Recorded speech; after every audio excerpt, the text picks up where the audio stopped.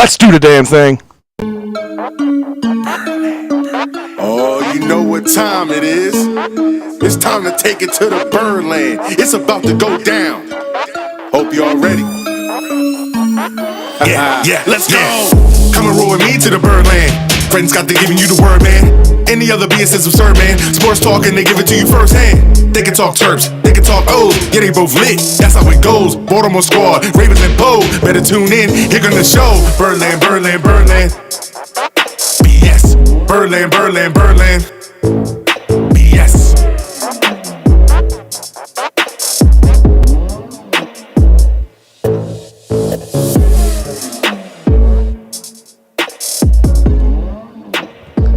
It's all about that BS, baby. What's going on, world?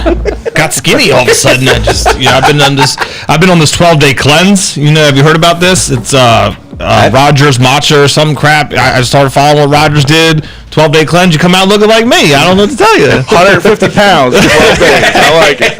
Oh, man. As you can see, we've got Drew over in the hot seat tonight because we've got a lot to talk about. We're going to get into the Ravens, but the big news breaking, there's been building and breaking over the past week. MLB, you and I are really going to dive into this today and really kind of give the viewers maybe a little bit of an understanding if they aren't clear on what some of the things were, but why a deal didn't get done, and we're going to really dive into that and some of the comments that Rob Manfred had today.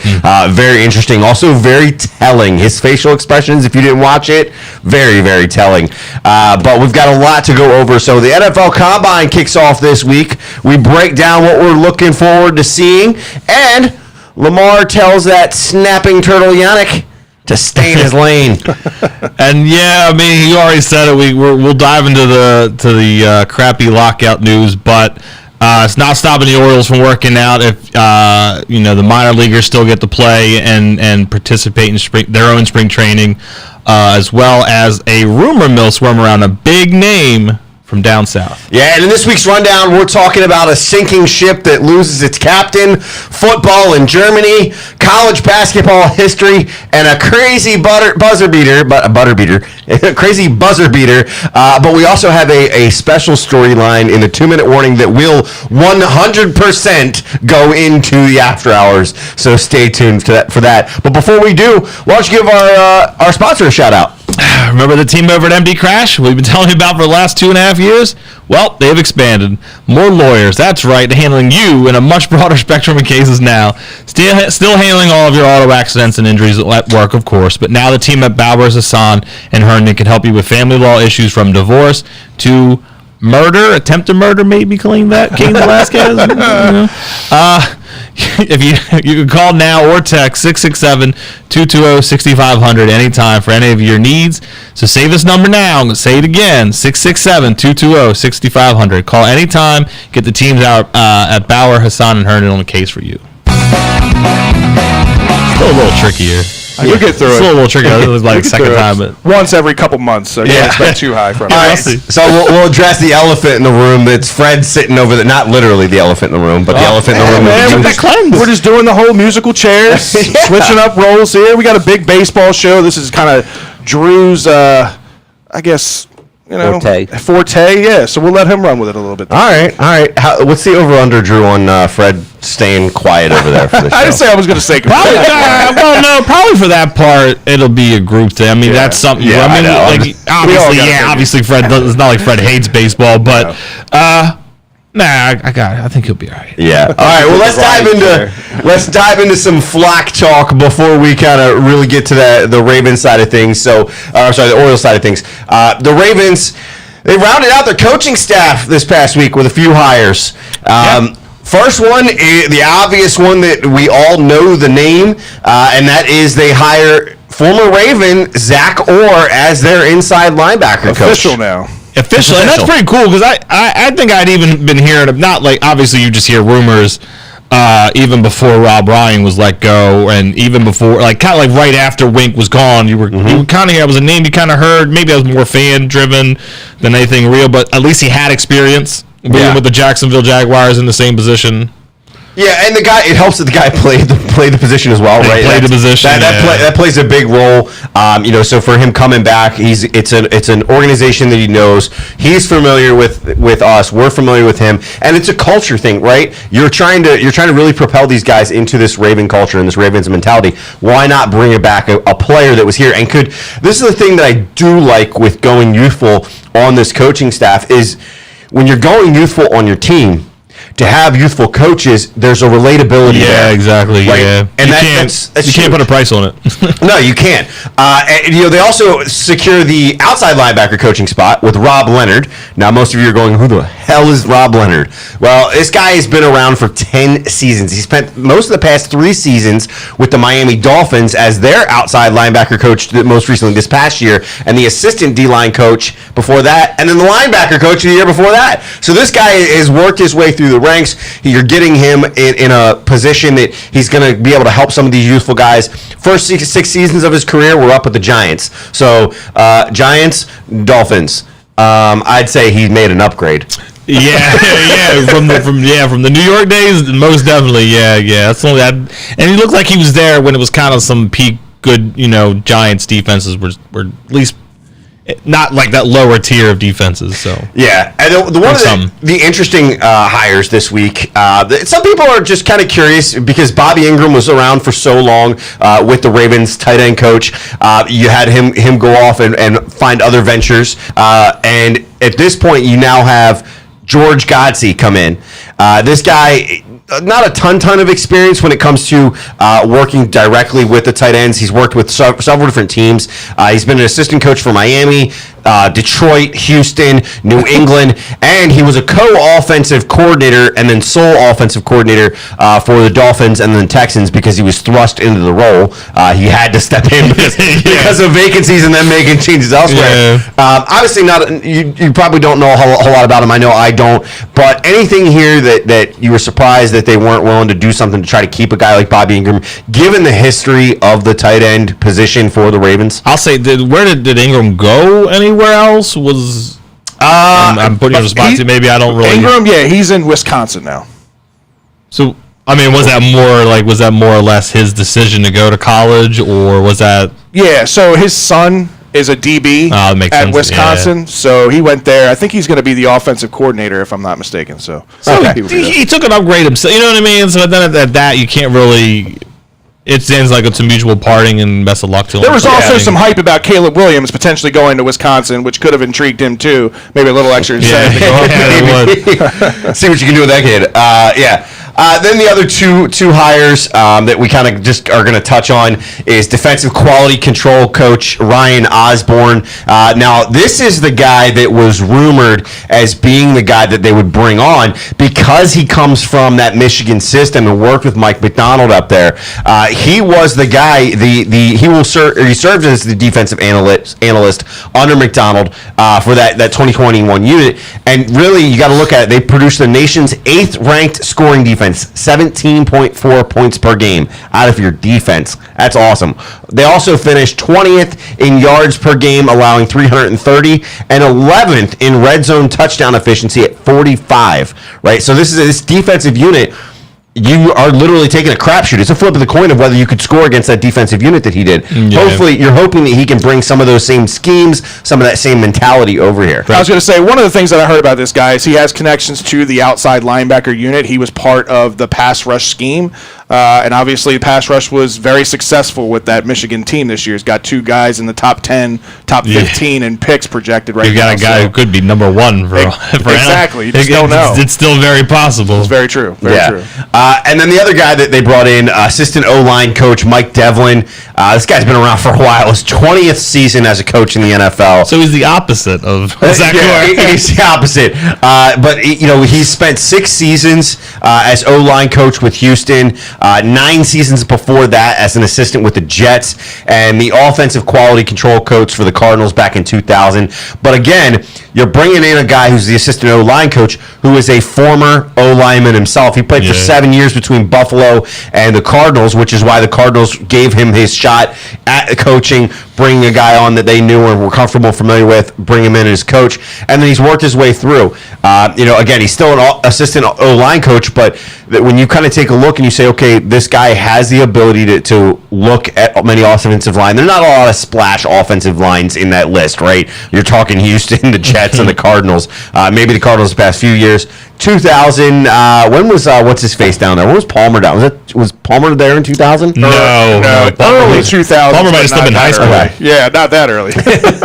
So, but anyway, the fact that you're bringing him in, it's for him. It's the experience. The other guys, it's a lot of the youthfulness and the relatability. So again, you still have the relatability with the former lineman. One way or the other, it's experience. Yeah, you got. They had to finish out this coaching staff. This gets them to the end. Yeah, it happens. So I keep hitting him because I hear your voice and I'm like, oh, Fred. It throws me off. I like my screen time. But no, the other big news that happened, and I'm really interested to get your take on this because Twitter and social media split right down the middle as far as I was concerned from what I was seeing. Ravens re-signed 30-year-old safety Tony Jefferson, fan favorite. A lot of guys love him. They love his mentality, what he brings to the locker room.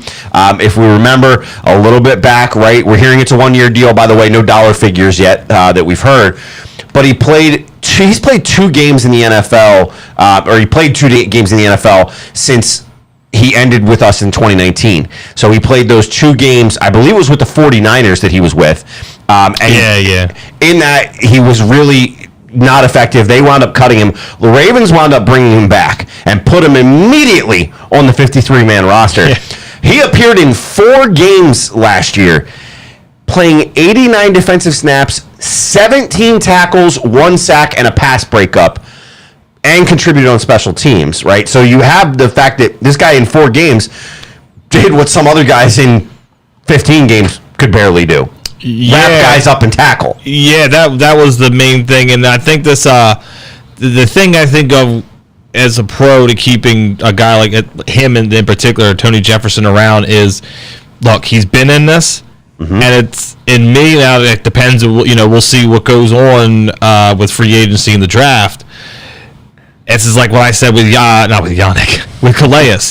I'm fine with having when the money makes sense. I'm fine with having like a Tony Jefferson, a Calais Campbell in camp, in house, but that can't be your only piece. He can't be, 4 games, 89 snaps. So just divide it. That's what I mean. Like if you're giving me 15, 20 snaps a game, that's cool. I'll kind of take that for someone in his position, but you never know. I mean, he could find his form still. Yeah, he's still, he's at that age where he's not over the hill yet in my mind.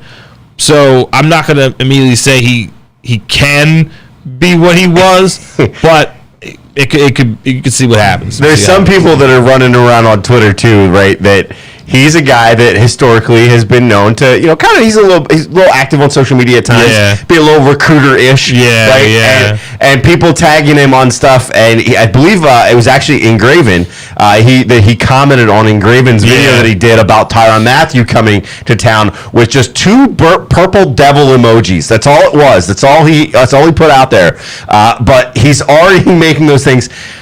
Is in theory, if this is a play to help as a recruiting technique to also bring in depth, maybe you get him to say, hey, look, you really want to come play here.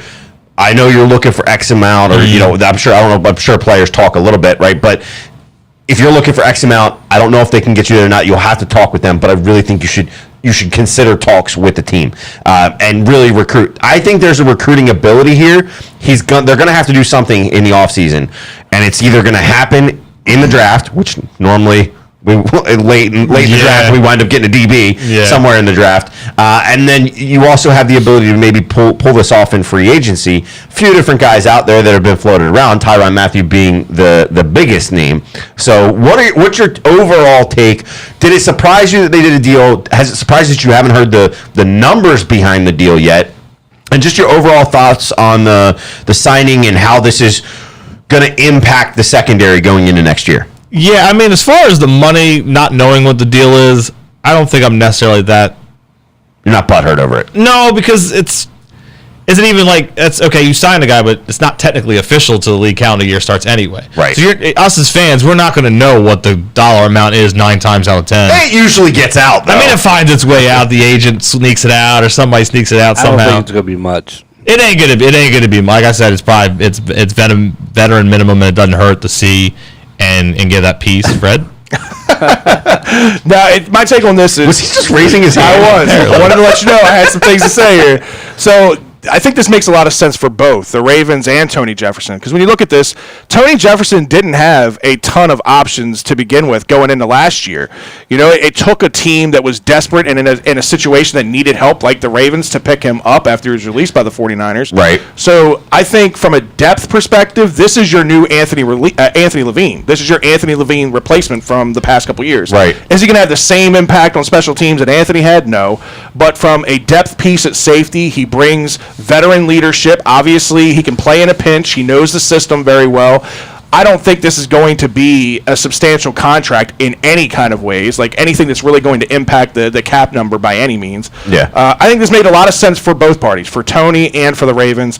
And the fact that, to your point, of him getting behind the support of actively recruiting a guy like a Tyrann Mathieu, who is obviously going to be signed to come in here and be the starter, he knows his role. He knows that is going to be the target for the Ravens, is to either find somebody through free agency that they can plug in to be a starter, or somebody even through the draft that they can project as a starter. So, again, I think this makes a lot of sense. Yeah, and that's kind of where I was hoping that you guys were kind of thinking, because that's where my thought process is that he's being brought in, that value guy, to really just kind of be a stopgap if you need him to be, but he's really designed in there to help you with this offense, or not the offense, help you with this defense, get yourself some depth, and then be that coach and that recruiter, right? I've talked about it, I feel like at nauseum sometimes, about the invaluable, the intangible piece that comes with some of these players, and he's one of those guys. We've heard that he's a locker room guy. Yeah. The fact that he can go in, maybe they're bringing him on and saying, you know what, we're gonna partner him with a Deshaun or a Tavon, and we're gonna look, and if one of those guys is not taken to what a guy like Tony Jefferson is telling them, maybe that's their signal to cut bait at that point on those guys. If they're not willing to be coached by a guy who's done it, been around for a while, knows the system, knows the organization, knows how to carry himself. If you're not willing to listen to a guy like that, and you're not being productive, why would we keep you? Right. If I'm at least seeing progress and you're listening to what Tony's doing, that's what I really want to see in minicamp. And when we get to training camp, I want to see him sitting next to those guys. Brandon Stevens. Brandon Stevens, another good one. That's perfect example. We saw that. Like I said, we saw that a lot with Anthony Levine sitting with guys on the sideline, Geno Stone, those guys. Tony, like I said, I think seamlessly steps into that role. Yeah, I really hope that we wind up seeing that down the road. Another piece of news that I wanted to get into and get your takes, because this one, I read this and I went, no, please don't. Wouldn't shock me. The Bengals are apparently showing serious interest in Bradley Bozeman. We all know that they need help on the offensive line. Yep. How bad would this hurt to see him go to a division rival, much less the Bengals, who just made it to the Super Bowl and are in a position that if they can secure up the offensive line a little bit more than they have, they could make another run and be, for the next few years, a perennial playoff contender. Yeah, it would really suck. Because it goes to show that they're Just taking a knife. You know what I mean? Because that comes before the draft, so we're always focused on draft that kid with all your picks. Like how many times we said it. So automatically, right then and there, you just expect them to all right. Well, if that's one piece, they ain't stopping at one piece to fix it, and then they got the weapons, so you don't need to go get the weapons offensively. So you know what I mean? There you go. Yeah. So it would suck. Wouldn't surprise me. Fred? Yeah, I don't want to see Bradley Bozeman anywhere near the AFC North, specifically the Cincinnati Bengals. We've been talking about it at ends, that the offensive line is the one piece that's missing for this team for them to be a dominant piece in the AFC, not just the AFC North. They're going to be a thorn in our side for at least the next decade. With the team that they have right now and the way they're set up and the contracts and all of that stuff, and again, they're super young. If they get a guy, and they've got a ton of cap space, so they'll be able to outbid the biggest bidder if they really want a guy like Bradley Bozeman. The only thing we can hope for as fans is that the Bengals continue to be an idiot fucking organization as far as not addressing offensive line. They continue that this year. But if there's any resemblance of an intelligent GM in place there in Cincinnati, they're talking to an offensive lineman, or without it kind of makes you think maybe they're going that way. And Yuri brings up a good point on YouTube. He says, "I wonder what the comp pick we would get would be there." Probably a fourth. I mean, you could go third, but I doubt it because offensive linemen are hard to grade. More than likely a fourth. Yeah, so that's kind of where I was thinking that too. So yeah, that's. I'm glad we're all on the same page. James, you usually are the guy that's going the other way. Is this going to hurt? You hate when we covet our players. Would this? Do you think this would hurt as far as emotionally to the team to say we're losing this guy that did well for us? Oh yeah, but the Bengals are going to hurt the Ravens a lot for the next couple of years if we don't get our shit together. All right. Like, they have a ton of money. Yep, they do. They can shore up their offensive line and their defensive, like corners and safeties, and it can be ugly, dude. Yep. Yeah, hopefully it's not that bad. But yeah, you guys share the sentiment then. It sounds like we're all in agreement. The only thing I can hang my hat on is there's been a lot of times in the past where Mike Brown has overstepped his bounds, and that's what I'm saying, and fucked it up. Yep. So I get it on paper. You're watching the product that they put out there and made it all the way to the Super Bowl. I mean, and down to the dire minutes of the Super Bowl. I've hung my hat on that for like months now because I'm like, look, it's still a chance that like. I mean, I'm not necessarily sold on Zach Taylor, but I mean, granted, if you keep having the weapons trot out there on offense to make up for it, I'm not necessarily sold on Taylor. I mean, they are. Obviously, they signed him to a deal, but that'd be my thing as a Ravens fan right now. Like James said, you were agreeing. I agree with that, but it's still a team that, like, they've been a thorn in our side before. What did they get them? They finally won a playoff game. I'm going to tell you now, they're about to turn into a fucking sticker bush, not just a thorn, because they really don't have that many holes. And all of the most impactful positions, they're good at, right? The skill positions on offense, the quarterback position, they're good at. They've got a whole draft and a shit ton of money to spend in free agency that if literally they use all of that to address the trenches, offensive line and defensive line on both sides of the ball, this team is going to be dangerous whether you like it or not. It's not me being a hater or anything. This is just being a realist. That's what it is. You have to be got a kicker. You have to be a kicker. Right? You have to be real in the fact that, to your point, anybody and there's people that they're drinking the purple Kool-Aid, right? And we would. I think I just saw somebody in the chat saying we would destroy them with a full team. Look, it 100% would be a more competitive game had we had a full team this year. I can't say with what the overall product that we saw out of them and what they were able to do, I can't say that would be the case. I can't say that, this would be an easy check mark, right? This isn't the Bengals of old. They seem to be, to your point, they could still come in and fuck this up, but they seem to be going down that path of making the right choices, right? You made the right choices in 2 consecutive drafts, right? You now are saying, okay, you're supposedly saying we're going to shore up the offensive line. You could, in all theory, go out and buy an offensive line and still have the money left over. I know somebody chimed in too, saying these guys are going to get paydays. These guys are 2 and 3 years out of paydays. In some cases 4 if they decide to pick up a 5th-year option on these guys. So you're looking at that and you have to say, wait a second, this is a team that for the next, I'll say 3 to 4 years, it's going to be competitive if they continue the trend that they're doing. If they fuck it up and they grab another QB in the draft or something like that, I don't see them doing that, but I do see them fucking things up. They have a really good head coach. They do, but the question is to the point that these guys were making, we've seen ownership fuck it up for them before. If he steps in it, if he's not going, okay, I'm letting you do this, then he's going to be a problem. He hasn't fucked it up in the last 5 to 4 years. They've been selecting these guys and they're fucking. But you don't know if he's been involved. If he's been involved and he's going, doing a great job. If he's going, I want that guy, then okay, they're going to get it. But if he's listening to them and they're saying, no, here's what we want, trust us, we're going to build this, we're going to build this, we're going to build this. If he's stepping back, he'd be dumb as shit to step in at this point because he just had a team that was in the playoffs, and many people think that if they can do a few things, nothing that's going to break the bank for them. They don't need a quarterback. They don't need a running back. They don't need a main wide receiver. They don't need any wide receivers. They really don't need they need maybe some secondary help, but not a lot. You have a lot of money that you can pay for an offensive line, still have the money, and keep the ownership happy. Exactly. But the thing is, ownership, I don't think it's really stepping in because you got to remember, they take high risk rewards. Like they took Mixon, which had a little domestic violence situation. Domestic violence, but went out there and took him. Haven't had any problems with him. You know, they had the ups and downs with their head coach, but they got the right head coach. I was listening to him today on at the combine. He talking to Jason Lockenfor.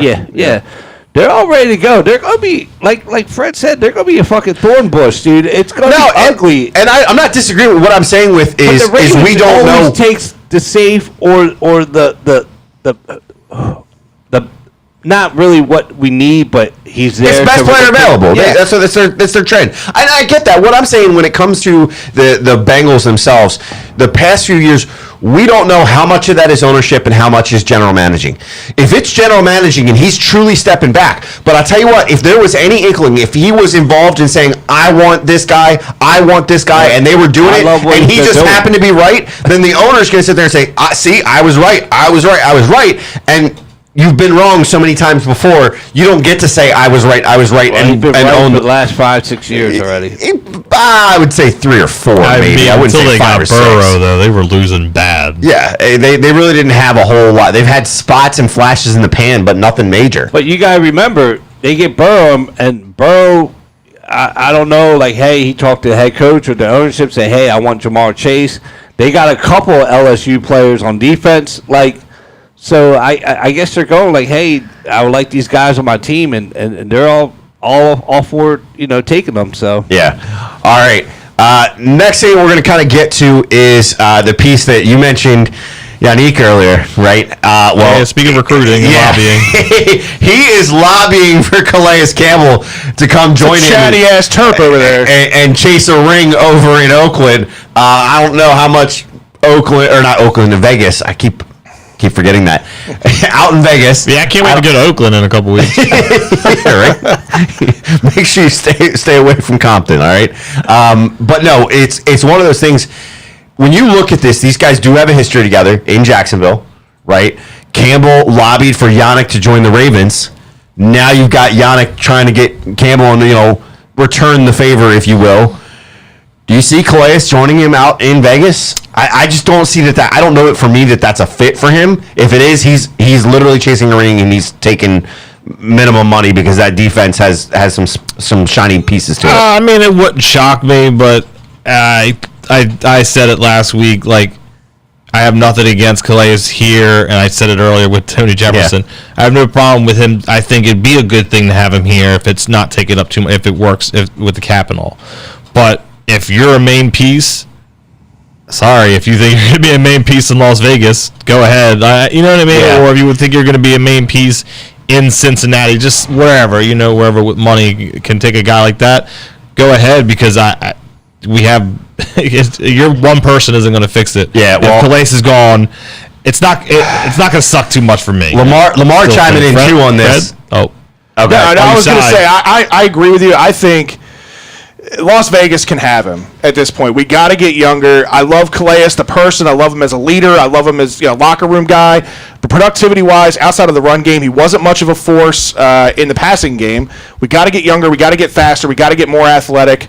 And honestly, Las Vegas could use a locker room guy, a good presence. I mean, all around, Calais just seems like a good person, like a good human being. And Lord knows they need some veteran guidance in Las Vegas to keep those kids in check. So yeah, I guess the Ravens are definitely getting younger, kind of like this show.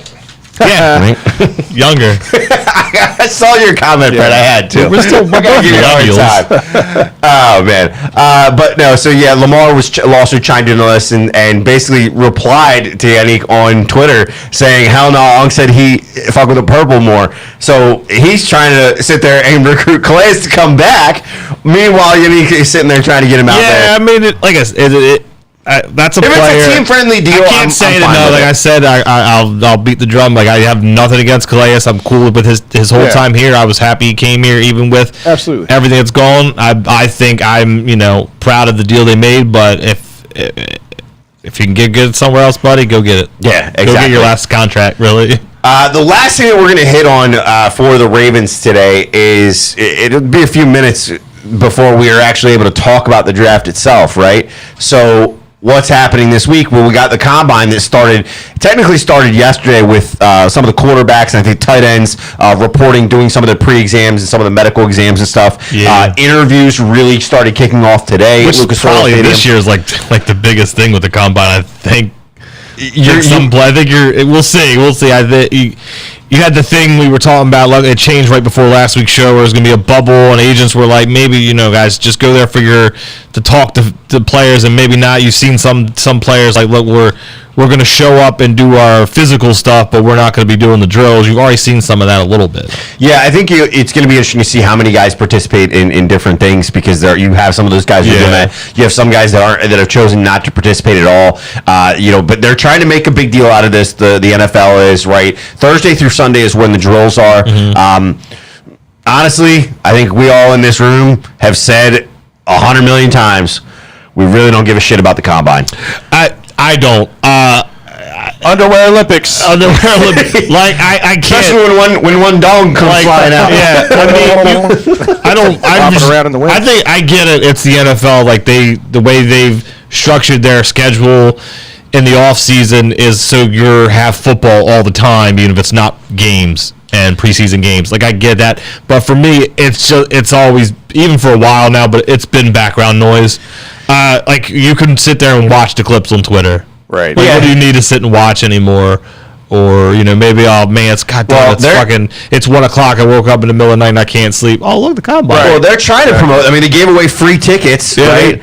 And we'll see how many people actually show up. We'll see how many have a bubble to give it away free tickets. We'll see how many free tickets get scalped. Let's put it that way. So we'll see what happens. I know, obviously I know most of us, as we just said, really hate it. But if I held a gun to your head, right, and I'm saying, out of the results of the combine, even if you're watching the entire combine, there's got to be something that always grabs your attention, or you kind of look for, or is there even a particular player that you're looking at this for this draft and looking at in this combine? Who would it be, and what are you looking most forward to out of the combine? Plain and simple, and I think it's even dumber to like hinge it on players because it's not the end all be all, but the 40 times like the one we really like. Holy shit, that guy just ran a 4.1 this year. Like, somehow that's going to happen soon enough, and we're going to all be amazed by him.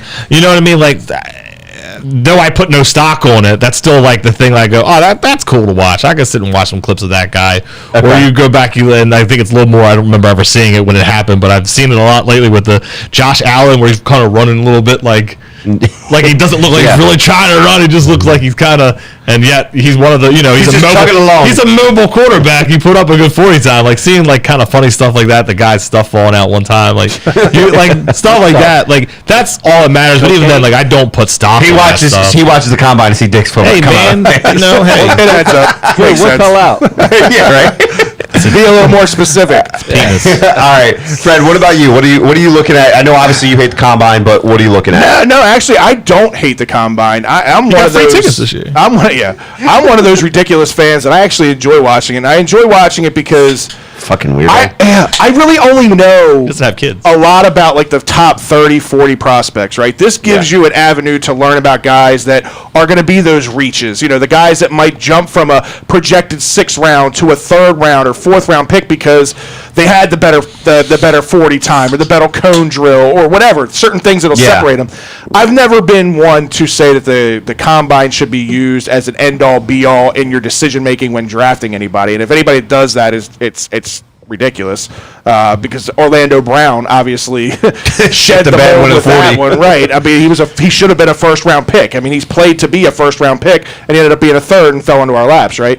But I enjoy it. I'm sick like that, so I have fun watching it. Fred Again, says it's the Victoria's Secret for men. that is not why I like it. But he did say underwear Olympics. I mean, it is it. How about you, James? What do you I don't watch it. I don't care. I have no passion for it. I can give a shit. Nothing. You don't like watching the highlights on social media or anything like that? Nothing. Nah. Nobody said the one thing that I like. Well, that's for you to say you like it. Yeah, well, I'm just surprised that nobody freaking said it, and that's the Rich Eisen 40 time every year. yeah, that's right. He didn't get the chance to do it last year. I love watching him do it. A couple guys are chiming in here too. You know, the other part of this too is when you've got guys from your favorite college that are going to be in this draft, you know, at this combine, Nick Cross, Chigakonkwo, right?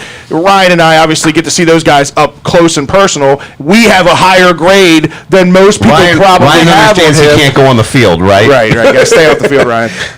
But it'll be fun to watch those guys compete against the best of the best, right? Nick Cross is somebody who I've been doing a lot of mock drafts lately and watching a lot of other people do mock drafts, and he's been going in the 3rd and 4th round, which is higher than what originally people had projected for him. So this combine could even boost him up more to maybe a round 2 pick. Because I really like Nick Cross, and it's something like that it appeals to me. Yeah, I mean he's got a good first step and everything that you can kind of count on with him. One of the things that I look at when I'm looking at this combine and really going into this draft, probably the position that I'm most intrigued to see, or the two guys that I'm most intrigued to see, because one of them is participating, the other one's not, and that's Sauce Gardner and Stingley. These are the top 2 guys at their position going into this draft. We know that we're going to need some DB help, and these are 2 guys that can immediately come in and make an impact day one. Now, Stingley is not participating because he's coming off I think it was an ankle injury that he's giving more time to rest. So he's not participating. So now you got Sauce, who it's A and B, or what a lot of people are saying. Sauce is projected. Both these guys are projected between 8 and 16, which puts us there in 14 if he's available. You also have Stingley, who some people are projecting in more of a 12 to 16 range. So they think once one of them goes, the other one's going to go. My thing here is I'm curious, does Sauce Gardner participating in the combine, he's ahead on most people's board. He is ahead of Stingley right now. Yeah. Especially because of the injury. Does he potentially hurt himself, whether it be physically or, theoretically on the board? He can do nothing as far as I'm concerned but hurt himself by participating in this. Yeah, everybody knows what's happening, and the top guys you're going against isn't even participating. I guess maybe you can get some participation points if you're doing some of like the lifts and stuff like that, maybe the high jump. But I'm not doing the 40. We've seen guys pull hammies in 40s. Wasn't it? Didn't DK mess his leg up in the 40 the year that he did it? Somebody might have tweaked something. Somebody tweaked their leg, their leg that year. He didn't stretch. So the overall piece to this is, I think I like Sauce. I think if he's there, I 100% would take him. If I'm going best player available, I'd take him if he's available. Well, Scott, just to throw it out there, since you're intrigued by this, I'll be more than glad if you get yourself a hotel and airfare. I will get you tickets to You're going to pay for those tickets. I got you. Okay. I got you. Yeah, if this guy goes to the combine and doesn't go to Vegas, we have issues. True. Yeah. The combine is Saturday and Sunday. That's all I'm going to say. Okay, good point. John Ross, that's a good one, Yuri. Yeah. You're probably right on you said it with Orlando Brown. Could it be like an Orlando Brown situation that sets him off? Injuries can happen. I guess all that could go bad. I think barring catastrophic stuff like that, I think he's the top corner off the board. Yeah, 100%. Yeah, well, that's why I said that. I think that I agree with that. I'm just saying I wouldn't participate if I'm him. Yeah, no, I get it. The guy that you're being compared to in this draft, and the guy that you're very close. You're probably both going to go within 10 picks unless something crazy happens. You shouldn't do something that's going to hurt your value if you're really concerned about that. Not to mention hurt yourself. Is Sauce's real name? Sauce? No, what is his first name? Okay, Crap. I just want That's the only way I know him by Sauce. I freaking knew it, but I've heard Sauce so much in like the last few days. Like sure. Somebody the mock in drafts I see don't put his first name anymore, so I don't. Somebody in the chat will come up with this here in a second. Either Mark or Yuri. I know Yuri knows a lot of these guys. He pays attention. There you go. I was gonna say, because if Yuri. not, like if the NFL will let you do nicknames on jersey, that'd be cool to see Sauce on the back of it. What is this? Yeah. XFL. He hate me. But no, so that was one that I was intrigued. I was also in a space last evening, and actually Yuri was in there. And one of the things that was kind of brought up was, from a defensive front standpoint, is guys like, would you take a Johnson versus a Walker, right? With those two guys, Johnson is good. He's going to be able to get really nail down the pass rush. Walker, he can hit the pass rush, but he can also run stop. And this is one of the few guys in the draft at that position that has been able to drop back into coverage. Yeah. That's one of the things that I'm looking at. Any other than those guys, that was just my intrigue. Is there any guys that you are intrigued to see based on what you're just seeing on draft boards so far? Nothing in particular. I mean, a broad umbrella of it is like I've seen. No matter how you slice it, I've seen the top linemen, like the top 6 have kind of. You've had a couple, 2 or 3 at the top. They've kind of switched around, and the other ones kind of thing. So for me, like I said, quarterback wise, I don't think they can go wrong with what they're aiming for in this draft, because you need an offensive line, you need D-line help, edge rush, cornerback. So if it's one of those 4 positions, or even like safety, that's fine. So you're fine with whoever they pick. But one point is they're not going out there looking for a wide receiver or a running back. You know what I mean? That's not going to be what they're doing. So just seeing the Raiders, is just seeing where the offensive linemen shake out, because it is such a huge point of emphasis for us. Yeah, but hammered in again, I guess, to be a broken record. This shouldn't be the end-all be-all. It isn't the end-all be-all. A guy can have an amazing pro day and jump up the boards in no time, or do something stupid off the field and drop, and you go, maybe I can get that guy, and I'll trade back to the 19th pick. Somebody wanted to jump up for a Drake London or something, and hey, now I got my guy, even though it's later on. It's funny you bring up the pro day, because that was one of the things we mentioned in the space last night was, these guys that, a guy like Stingley could wind up doing a pro day, and if Sauce has a good day, he can either sit back and go, I'll take my chances.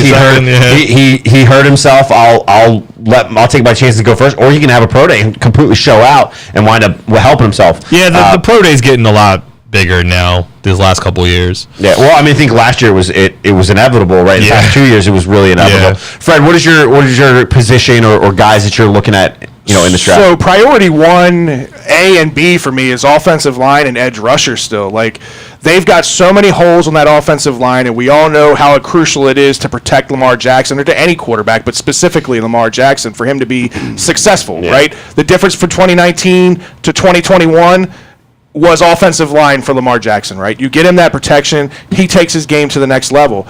And yeah, there are a couple of round 2 options. Adit actually hinted on a couple of them that are there at tackle. But you also got a hole at center that I'm not 100% sure that they're sold on Colon Castillo being the guy to move forward, right? So a guy like Lindenbaum is out there, and he's projected in that middle of the first round. Do you go there? Edge rusher, like I said, a close 1B for me, and that's because, you took Adafe away, but outside of him, who do you have in the fold right now? Because when you think about it, Tyus Bowser's coming off of an injury, right? So he's got to work his way back from an injury. Mm-hmm. You got Dalen Hayes, another rookie who played, 10 snaps last year? He was dealing with an injury. You got Justin Houston, who is a free agent. You got Pernell McPhee, who is going to be probably retiring. He's not going to be back here. So you have a serious hole at edge rusher.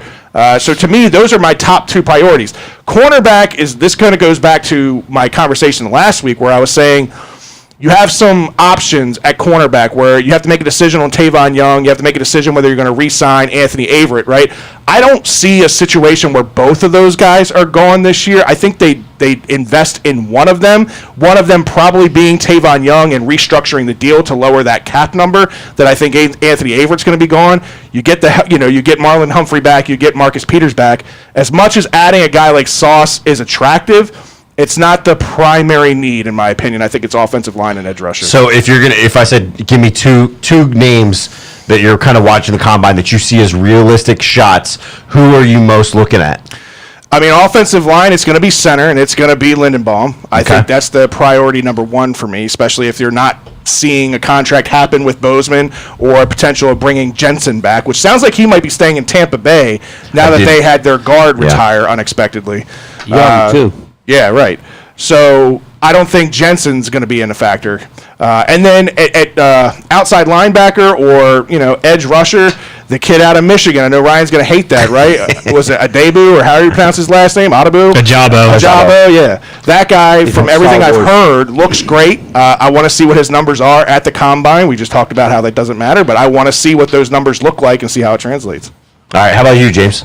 Well, as Fred and I are the old ones in the room, we used to have a slogan that we used to die for when we would go down to Ocean City and get these Johnson shirts. And they say it's not the size of your Johnson, it's how you use it. So that's how we decide things in this room. But no, I'm looking forward, like Fred. We need an offensive line help.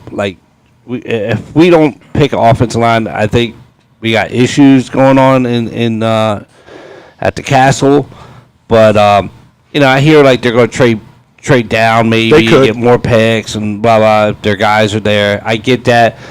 But then you never know with the Ravens. If they say they picked the best available player at that time, then we got problems. But I'd like to get that edge rusher from Oregon, but I don't think he's going to be there.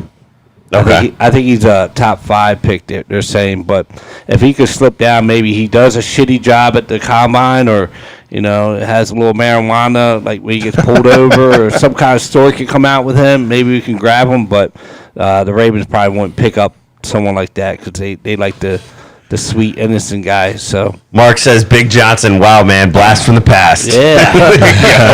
I always tried to Mom, you're not getting that shirt. So I had to get my dad. What about that brass ball salute shirt right there? That's a little bit different. All right. Well, obviously, we got a lot to look forward to this week in the Combine. We'll talk next week. We're really going to start diving into some of these. To Yuri's point here right now, and this is a great point, Yuri. He said use those 5 fourth-round picks better be a bunch of insurance pick at edge, corner, and O-line. Do not use it on fullbacks. That is, for me, going to be a point that I'm going to be watching. I do not want to see any head-scratching picks, especially that early. That 5th-round pick last year on Ben Mason made absolutely no sense to not just me, but to anybody out there. The only one that it made sense to were the Harbaughs, anybody in the Harbaugh family. Yeah. Outside of that, made no sense. I don't want to have any of those, but you're right. Those insurance picks need to be adding depth, right? So 4th-round picks, you don't expect to make an immediate impact year one, right? If they're going to make an impact, it's from a depth standpoint. You want to see that 1st and 2nd-round pick be effective immediately, right away, and impact the team right away. Offensive line is where they need that most. Yeah, these old guys sitting here with little sippy cups and shit, drinking sips teas. Go ahead, James. Show the fans what you've been drinking on over there on the couch. I'm pretty sure all the old school know about this. I do remember this. We do too. It's funny because you guys were sitting there talking about we're the old heads with the Big Johnson shirts, and you're both literally putting a straw in at the same time. That's what we're saving our beverages for a couple weeks from now. There you go. This is what our generation had. You guys had Capri Suns. Yeah, right. Now they have rats in them. I don't know. But no, I think when we look at this over the next few weeks, we obviously have a lot of time to fill between now and the draft. So we're going to start next week. We're going to start looking at those areas. So we'll pick 1 to 2 positions each week, and we will start to look at those positions and the top guys that we think we can get in the draft. And we'll have some more information because of the simple fact that we have the Combine. Fred's over there. Hit the damn button Don't forget the transition button. That's my spot. That's my job. Oh, man. Well, we got the Liquor Stop social media shout out. This week's Liquor Stop Brew of the Week comes to us from Monument City Brewing Company, right down in Baltimore City. This is their Coffee Among Friends. It's a vanilla latte milk stout, 5.2% ABV. You definitely get a heavy coffee flavor. I don't taste when I think of a vanilla latte, I think even a milk stout, I taste something that's a little bit lighter. I'm not the biggest fan of this, honestly. This is one that I'm not a huge fan. How about you, Drew? Did you like it? I like it. It's not too, like we were talking about earlier before the show, like it's not too filling. It doesn't feel like I'm drinking a meal. It's not as thick as you would think. I think it's in that nice borderline. It's not light and it's not heavy. This reminds me of, I don't know if you remember when Coca-Cola tried to make like a coffee beverage. Oh, I do remember that. It sort of tastes sort of like that with the alcohol in it. That's a good comparison. All right, fair enough. All right. Make sure you head up 1510 Conowingo Road in Bel Air. Tell them Birdland BS sent you. Get you 10% off. We got to do the social media shout out. I was hitting the button to go do that. Hitting the button to do another button? I don't know what's happening right now. All right. Hey, Ryan. Oh, you're not Ryan. Fredo, what do we got? Who's been chiming? A ton of people have been chiming in there. Who do we got? Actually, no. It's not been a lot. It's been very active, so we appreciate all the chats for sure. Yuri, Mark, Chuck, and Stephanie, as always. Ryan, I guess he's out there. I don't know if he's in the bathroom in his tub watching this or what's going on. Adit, Josh, and Charlie. I don't want to know what he's doing in the tub. Right. Adit, Josh, and Charlie, man. Appreciate you guys all chiming in. It's all been good chat. All I envisioned when he said that was just Ryan sitting in the tub with candles with Birdland BS on his phone in a bubble bath. Would not surprise me, wouldn't it? Now I can hit the button again. Yeah, you probably wouldn't be. Oh, man. All right, guys. It is time for some bros, bows, and O's. And lockout. Yeah, and lockouts. We have a lot going on over the past few hours. Really, the past few days is kind of where it started. And depends on which side you ask. Well, no, the past few days where it really ramped up. They were there for 9 days, and the last 48 hours is when shit got started. Yeah. And the text message between you two. What? Oh, yeah. Anyway, breaking MLB lockout news before the show as Fred Manfred went on and did his press conference regarding the lockout. We had heard before that John Heyman was on MLB and broke the news that the MLBPA was going to turn down the offer that was presented. People were saying that this was the last, in quote, final offer, and we're going to get into what Manfred had to say about that. But obviously, both sides were completely, tired. They were up until I want to say 4 o'clock this morning. Poor baby. 16-hour workday.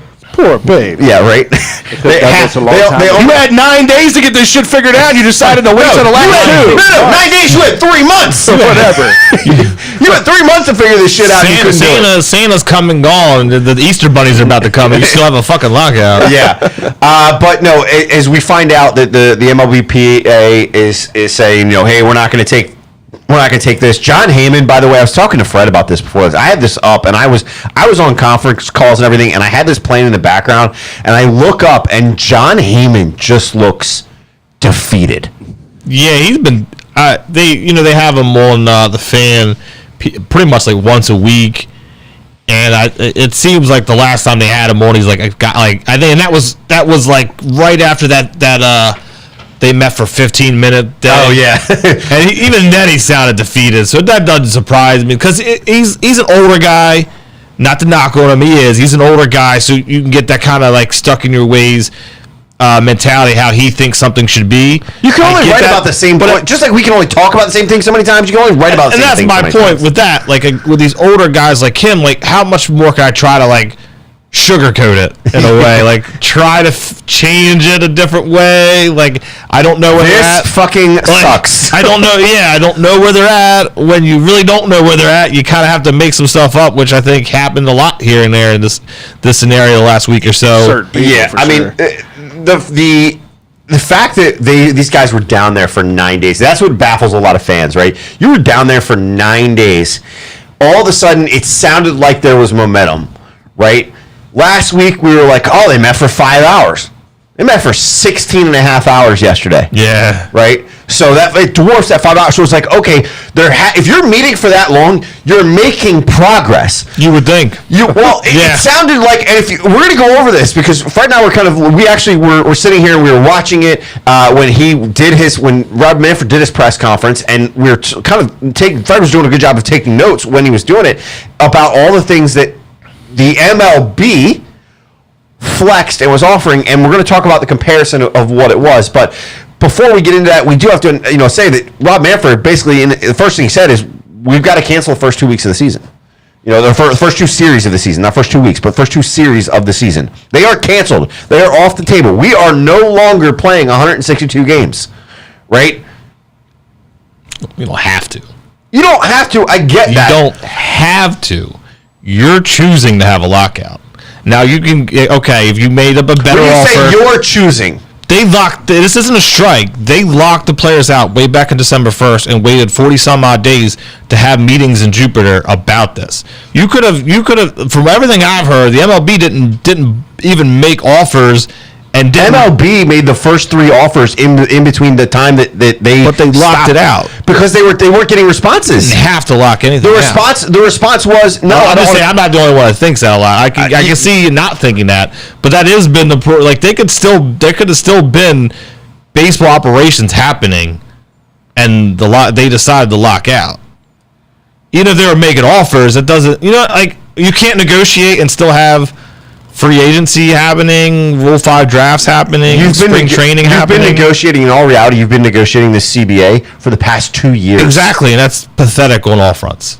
Right, and that's why I was making sure you weren't just. It sounded like you were just blaming the ownership here. And then I'm like you just said with John Heyman, I feel defeated. I did because we had in the group conversation. It looked like I don't think we would have had an argument. But I would have been completely on the one side, and you guys would have been at least you two would have been completely on the other. I'm to this point where I'm just going to go raining. I'm not really even following the script. I love baseball. I have an Oriole fucking tattoo. It's kind of dumb now. I've never got to finishing it. 3 of us do. But I love baseball. Like, that's the sport I played. I understand in the grand scheme of things, someone being a casual guy like Ryan and the casual fan, the younger fan, not being attached to baseball in the way I am, or for whatever different reason. But just the fact that, like you said, this is now, so you had 2019 happen. 2020 might as well not have happened. 2021 happened, but it was still, you were trying to figure things out. You didn't have, not a lot of stadiums had the fans. We got them later on. It was only Mind half. you, they were still negotiating CBA back in 2020 and 2021 when they were talking about the seasons. So, I guess I'm just defeated because maybe I thought by the fall I had forgotten things. But then, up until even a week or so ago, I forgot again. You couldn't even agree to come back from COVID. You could, you know what I mean? Yeah. And you guys were. It was like who has stalemate. It was who had the bigger dick. From both, you know what I mean? No matter what. So who had the bigger Johnson? It's in sight. It's at the light at the end of the tunnel, and you still couldn't fucking avoid it. Yeah. So get to the fundamental basics, and this is like Yuri's asking. Someone explain this lockout to me like I'm 5. All right. Why are they locked out? What is the CBA? And why are we even at this standstill right now? CBA stands for Collective Bargaining Agreement. Break it down like it's 5. Seriously. Look, it's what you use to negotiate. It's a union, right? So when you have union workers and the employers, right, who was MLB, the union workers have become a union and said, if we don't get the things that we want, we're not going to perform service or play or whatever. The collective bargaining agreement is a contract, and the contract expires this year. Yes. Right? So the thing about this is there's a lot of different pieces to a collective bargaining agreement. This isn't like a one-page document. This might as well be you signing away for a house, right, where it's 50, 100 pages long. That's how big these things are. Tons of language, made to protect both sides, right? That's what it's designed to do.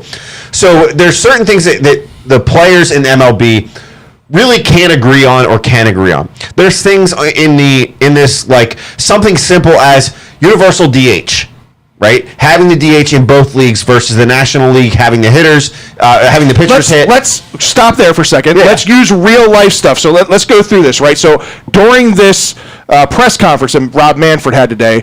These are the things and the highlight points of the collective bargaining agreement that he pointed out that some of these things they agreed on, and some of these things they didn't. At the end of the day, they weren't willing to sign the collective bargaining agreement because they didn't agree to all of this in whole. We're going to talk about some of these as you're going through. Let's go. So the first one is raising the minimum player salary, right? So they raised the proposal was to raise that to $700,000, which is $130,000 more over where it was previously last year with the collective bargaining agreement.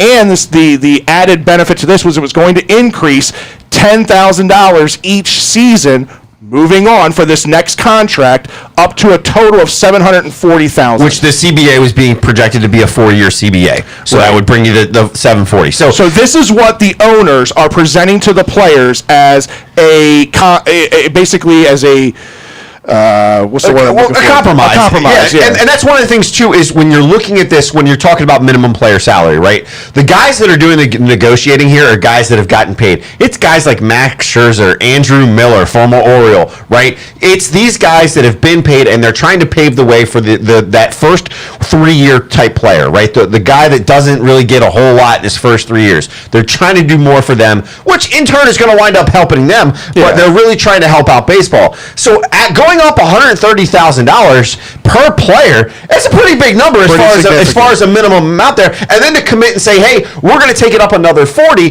that was there.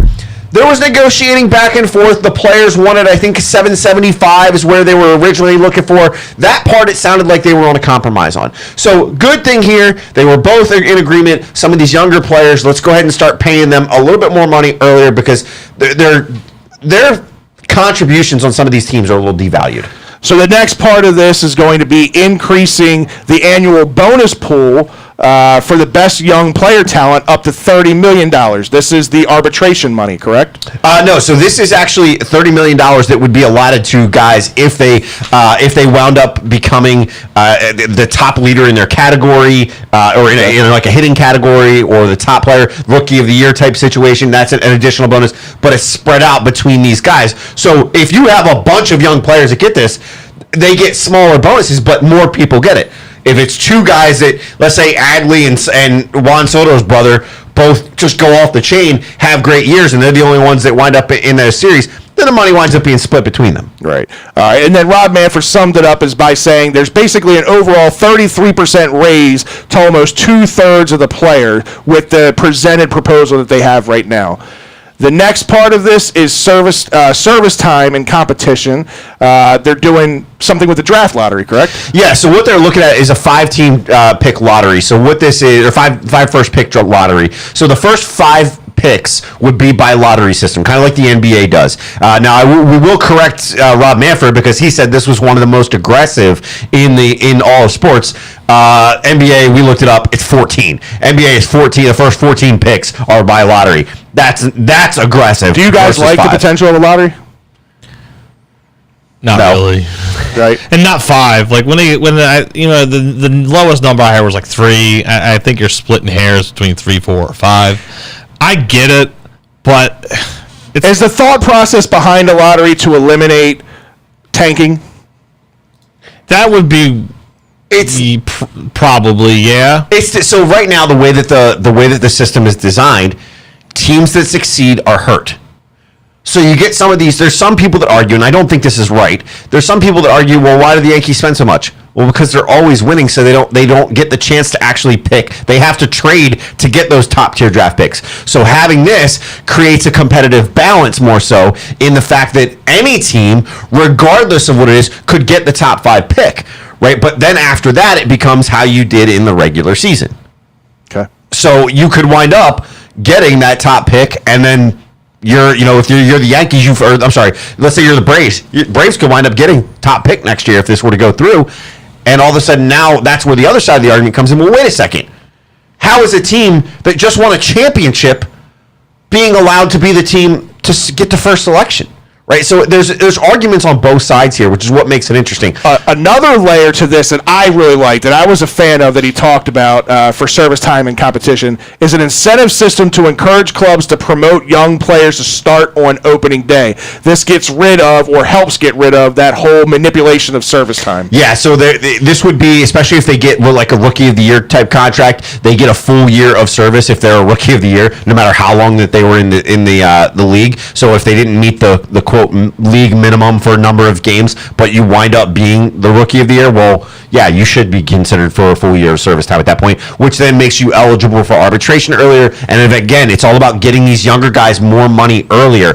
That's what this is designed to do. But the incentive side of things is it's also encouraging the team to really get these young guys in, because the longer that they sit, the more they're likely to not be able to get the draft picks, the more likely they're going to have to wind up paying these guys more in the long run if they don't get them up earlier. So then, yeah, and that'd be like my rebuttal question to that would be, does that really still make a team force going like, yeah, I'm going to start Manny Machado's clock now. I'm going to start this guy's clock now, because then the ball would still be in ownership's court to not start that guy's clock anyway, because they were afraid of him winning Rookie of the Year, and now he gets to walk sooner, and I can't afford to pay him anyway. Because would you still have knots that would still be tanking in a way? There's more to it that he didn't get into, but there's more to it with some of that stuff when it comes to that the incentive for the team. There becomes an actual incentive for the team, right? And whether that's them trying to, he didn't get into a whole lot, but whether that's them being, if you have one of those guys, you wind up, being in an additional lottery, something like that. There wasn't a whole lot of details on that. He didn't go into that deep, but I would be curious to see the answer to your question, because I don't know the answer. I think it would be interesting. Do you still have them do that? What is the decentivization for them to do that? Yeah, it just feels like they ownership might have had proposals for stuff like this, but then the ball would still be in their court, getting that guy to the majors anyway. Yeah. Well, but then you have the other side to this, right? Because you have something like the free agency, trying to make it more robust by eliminating draft pick compensation in free agency. Mind this. Right? So go explain why. Explain why. Well, you've had situations where, I'll just say for the Orioles, you've had situations where, and whether they would have, you can be on one side of the coin or not, they might not have gone for a guy because they didn't want to give up a first round pick.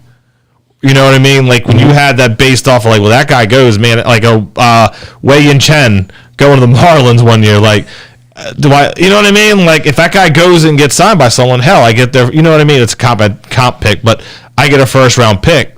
If I jump and go get this guy, well then any pick I'm coveting, I don't get to have that pick. Yeah, the compensatory picks I never thought necessarily made sense. If a contract's done, a contract's done. Why do you get to benefit off of the contract being done? If anything, you're penalized because you couldn't get a contract done with that player. Right. But you're getting, right. You're actually able to say, all right, well, I'm not sold. I mean, we've seen situations that were like, why wasn't this guy sold in multiple different sports? By the way, that's what I was gonna say, because that's how I feel with it. We said with the Ravens, how many comp picks they had with the 4th round pick. Right. I mean, they were getting a comp pick because David Culley went to coach for the Texans for half. We definitely play that fiddle very well. That's cool that they do, but at some point, comp pick sometimes. I mean, it can be a little different because there's so many picks with baseball, but.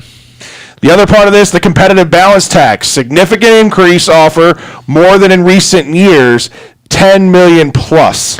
So this is interesting how this winds up playing out. This is probably what you heard was the biggest. Yeah, this is one of the biggest hurdles. The competitive balance, or some people also refer to it as the CBT, others refer to it as the luxury tax.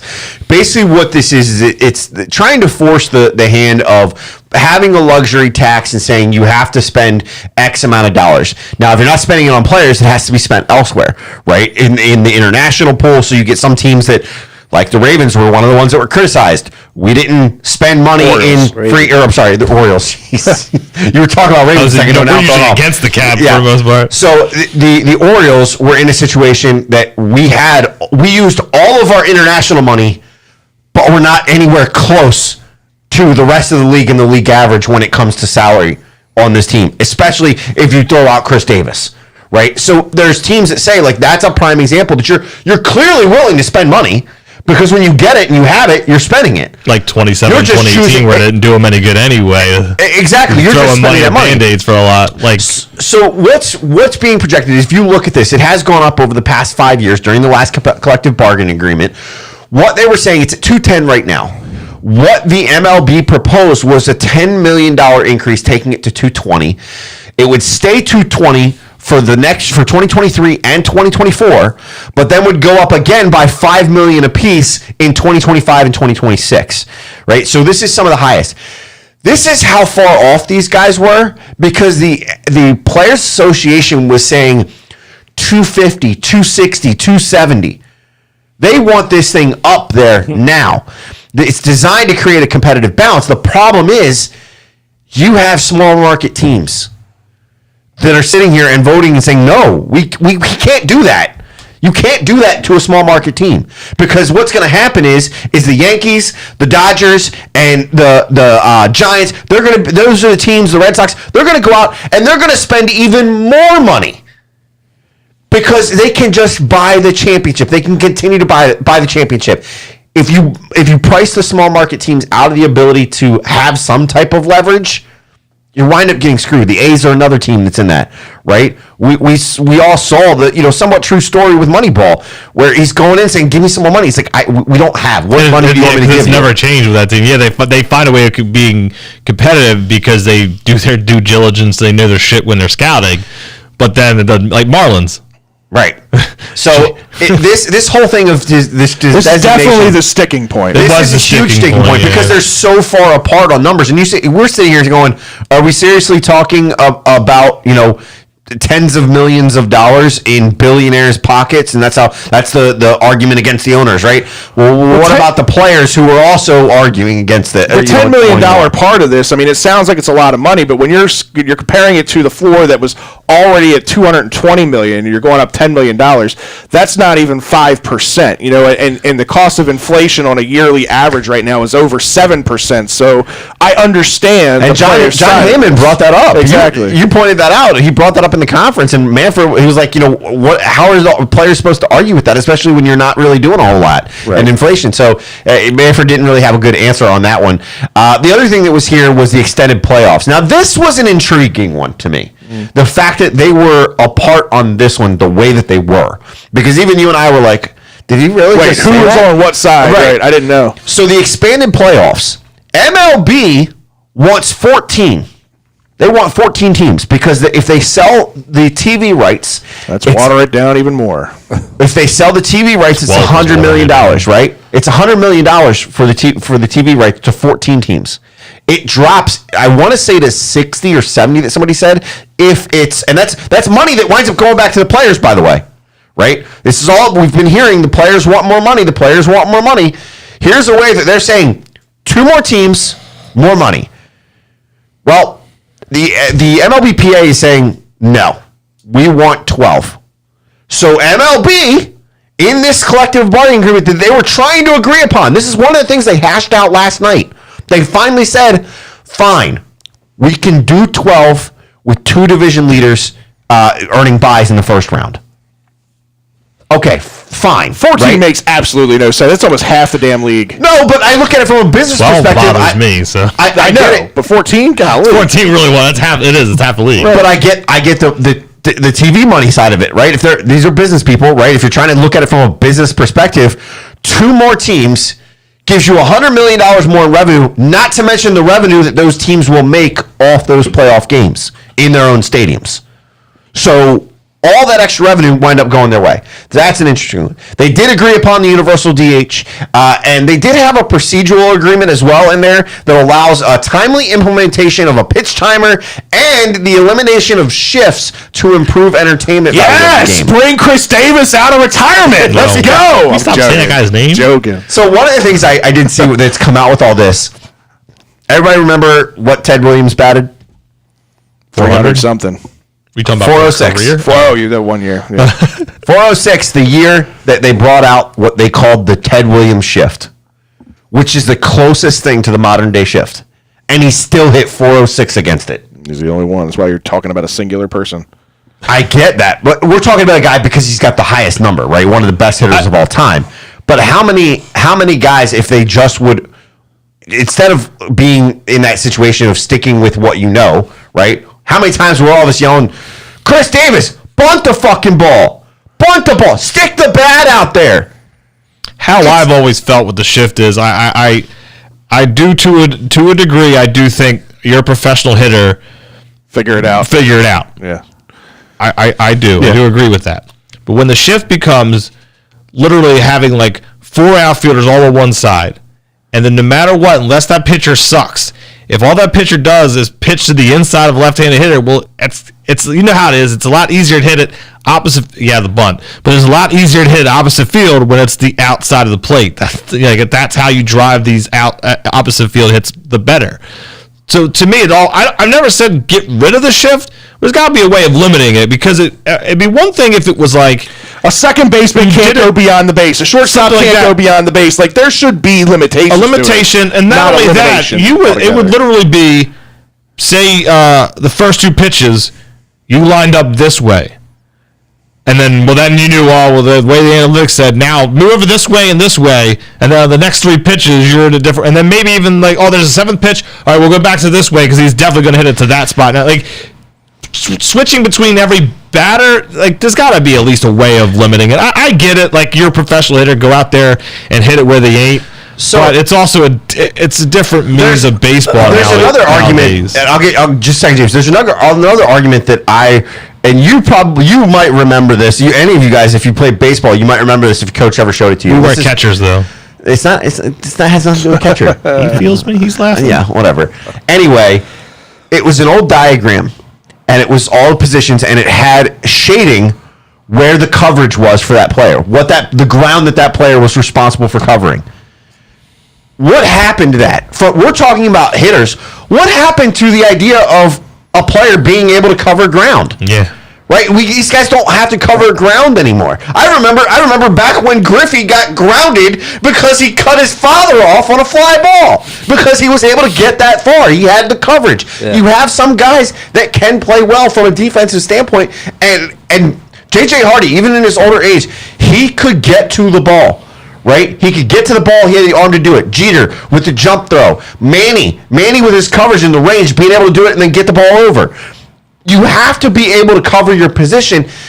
To me, it's covering up defensive opportunities. We'll call them. That's a pretty interesting thing. I'll put it. I've never really heard it put that way. I bring that up because my dad would kill me. But it's got to be everywhere. You know what I mean? Like it is. It covers everything. It doesn't. Like I said, you can't just sit there and say, "Well, you should be hitting the way." The other aspect you got to think about this real quick is the MLB is struggling to maintain their fan base. Right? Like MLB is in a bad way right now. What sells is offense, right? So they're trying to figure out ways to improve offense without doing the steroid era, without doing the inflated baseball era, because they get criticized for all that. So what's a way fundamentally we can change the game that will improve offensive output? And I think this is one way of doing it. Yeah, go ahead, James. I just can't stand as a fan of baseball. I like, the Orioles are my team, but I like going. I can go to any ballpark and have a good time, but I just can't stand watching the game and watching the guy pull his hat off to look like where this guy hits, or pulling a card out. They've got bracelets that are coming out for that. I can't fucking stand it. Like, seriously, I know, because of the play at home play last year. I think in the clubhouse you have a cheat chart for everybody that you're playing that day. But I can't stand when I'm watching a game, this guy pulls out his pocket. He's like, We all played baseball. Just play baseball. It's not that fucking hard. I was saying, we all played baseball. We've all played, whether it's baseball, softball, even like wiffle ball or something. If you get a group of friends together, I remember being in the outfield and controlling my outfielders. Hey, go over there. The last time he pulled the living shit out of this ball because he threw him inside. He's going to throw him inside again. Get over there. Play the line a little bit better. Multi-million-dollar players, not somebody playing in their backyard. It's a little different. You're professionals. You should be able to study the people you're playing against. I understand that, but people are using these sheets and stuff like that to gain every little competitive edge that they can possibly get. But is that not watering down the game? I don't disagree with you. I'm just saying I have no problem. Leave it in the dugout. Right. Yeah. If you want to look at it in between. Wait, who's up? they pull out the sheet or the pitcher. Well, like I said, I did read this report the other day. They are working on a band, like a basically like a wristband. It's the same thing a quarterback has. Electronically, though, that they'll be able to, the catcher and the pitcher. The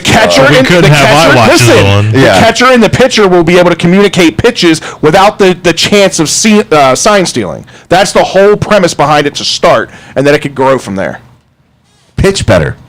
No, I'm talking about signs, so that somebody can't steal your sign. I understand that. You can steal a sign. You still have to hit the ball. You got to throw. If I throw you a fastball, you don't know where it's coming. You know what pitch is coming, but you don't know where it's coming. Well, then you can say the same thing about the trash can. You know it's coming. You gotta fucking still hit the ball, but we give shit to the Astros for cheating. Well, look, we did say back then you still have to hit the ball. Like you can know it's coming, but you still have to hit it. Can't talk out of both sides. That's all. I want to at least bring up the fact that, like, how shitty is Rob Manfred? No matter what side you want to think and pick on. Both sides. Listen, you had a guy who you just sat there and talked about the cheating thing. Yeah. You fucked it up. You had a guy, you did that. You let the Astros get away with it, anonymity or whatever. You called it a piece of metal. So if your commissioner, who, like we've heard enough about Goodell, the commissioner works for the owners. So if Rob Manfred is thinking that that's just a piece of tin, that's just a piece of metal, that means the owners don't. That's 9 times out of 10, maybe half the owners don't. That's how the owners feel. That was a piece of metal. Well, they want it this year. We'll go out there and we'll spend money and bring it. So I just, how shitty of a commissioner you keep having. You go through that whole saga. Then you didn't have fans that really have those guys have to deal with that shit because of COVID. Like I said, the CBA talks that you had during COVID, you couldn't fucking agree on. And it took you 60 games, and you were adamant on where you were going to play games at a certain point. And then now that, like, at what point do you just stop seeing somebody, like, you making, like, goddamn Gary Bettman look like... But here's next to Roger Goodell, one of the better commissioners. Here's the thing I'll argue against that, right? Because, yes, did he fuck up the Astros thing? I think a lot of people are in agreement he fucked that up, right? COVID, he couldn't help it. Whatever, there's nothing he could do about that. COVID was what COVID was. I'm not blaming him for COVID. But, at the same time, the whole collective bargaining agreement thing, the players, what we heard over the past 48 hours is it takes 2 to tango, and that was his exact comments multiple times throughout this thing, because he was consistently saying, we went to them. They went to them multiple times between the first time they met right after the end of the season and when they actually got down there to Jupiter. They tried to meet. They were trying to get this going. We heard nothing from the Players Association disputing this. We heard nothing from them other than, we want this. We want this. Their tone never changed. If you actually listen and you know what they were asking for, what the players were asking for, the league bent on a lot of stuff. A lot of stuff. It may not always be the big items, right? But the hope is, I bend here, so you bend here. That's the definition of compromise. There's no compromise happening on the player side from my perspective. We talk about billionaires and millionaires, and I get still remains to be seen. We haven't heard the players union come out. We're also hearing a lot of propaganda can get out there a lot, because there was the Associated Press baseball Twitter account was literally like, their article and their headline was, hey, look at Max Scherzer show up in his Ferrari, and this guy, like, whatever expensive car they were going to, like, what athlete in there, you know what I mean? All athletes have some fancy-ass car, even if they're not making $25, $30, $40 million. Like, there's a lot of propaganda the other way in my mind, too. Yeah, it takes 2 to tango, but it was also a lot of propaganda coming out of his mouth, sitting there going, like, no matter what, there's going to be baseball, there's going to be no change, no whatsoever.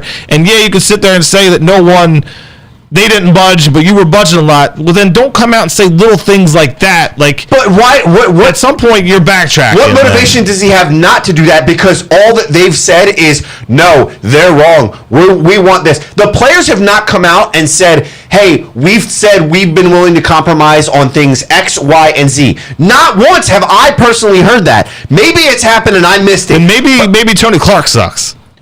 Maybe Tony Clark should be doing all the lip service and the propaganda that Manfred and his regime is pulling off, because I don't care. I'm tired of seeing Fred Manfred. We can only go off of what we... Okay, the owners suck, the baseball players suck, but you can't be sitting there and telling me Manfred's a great commissioner.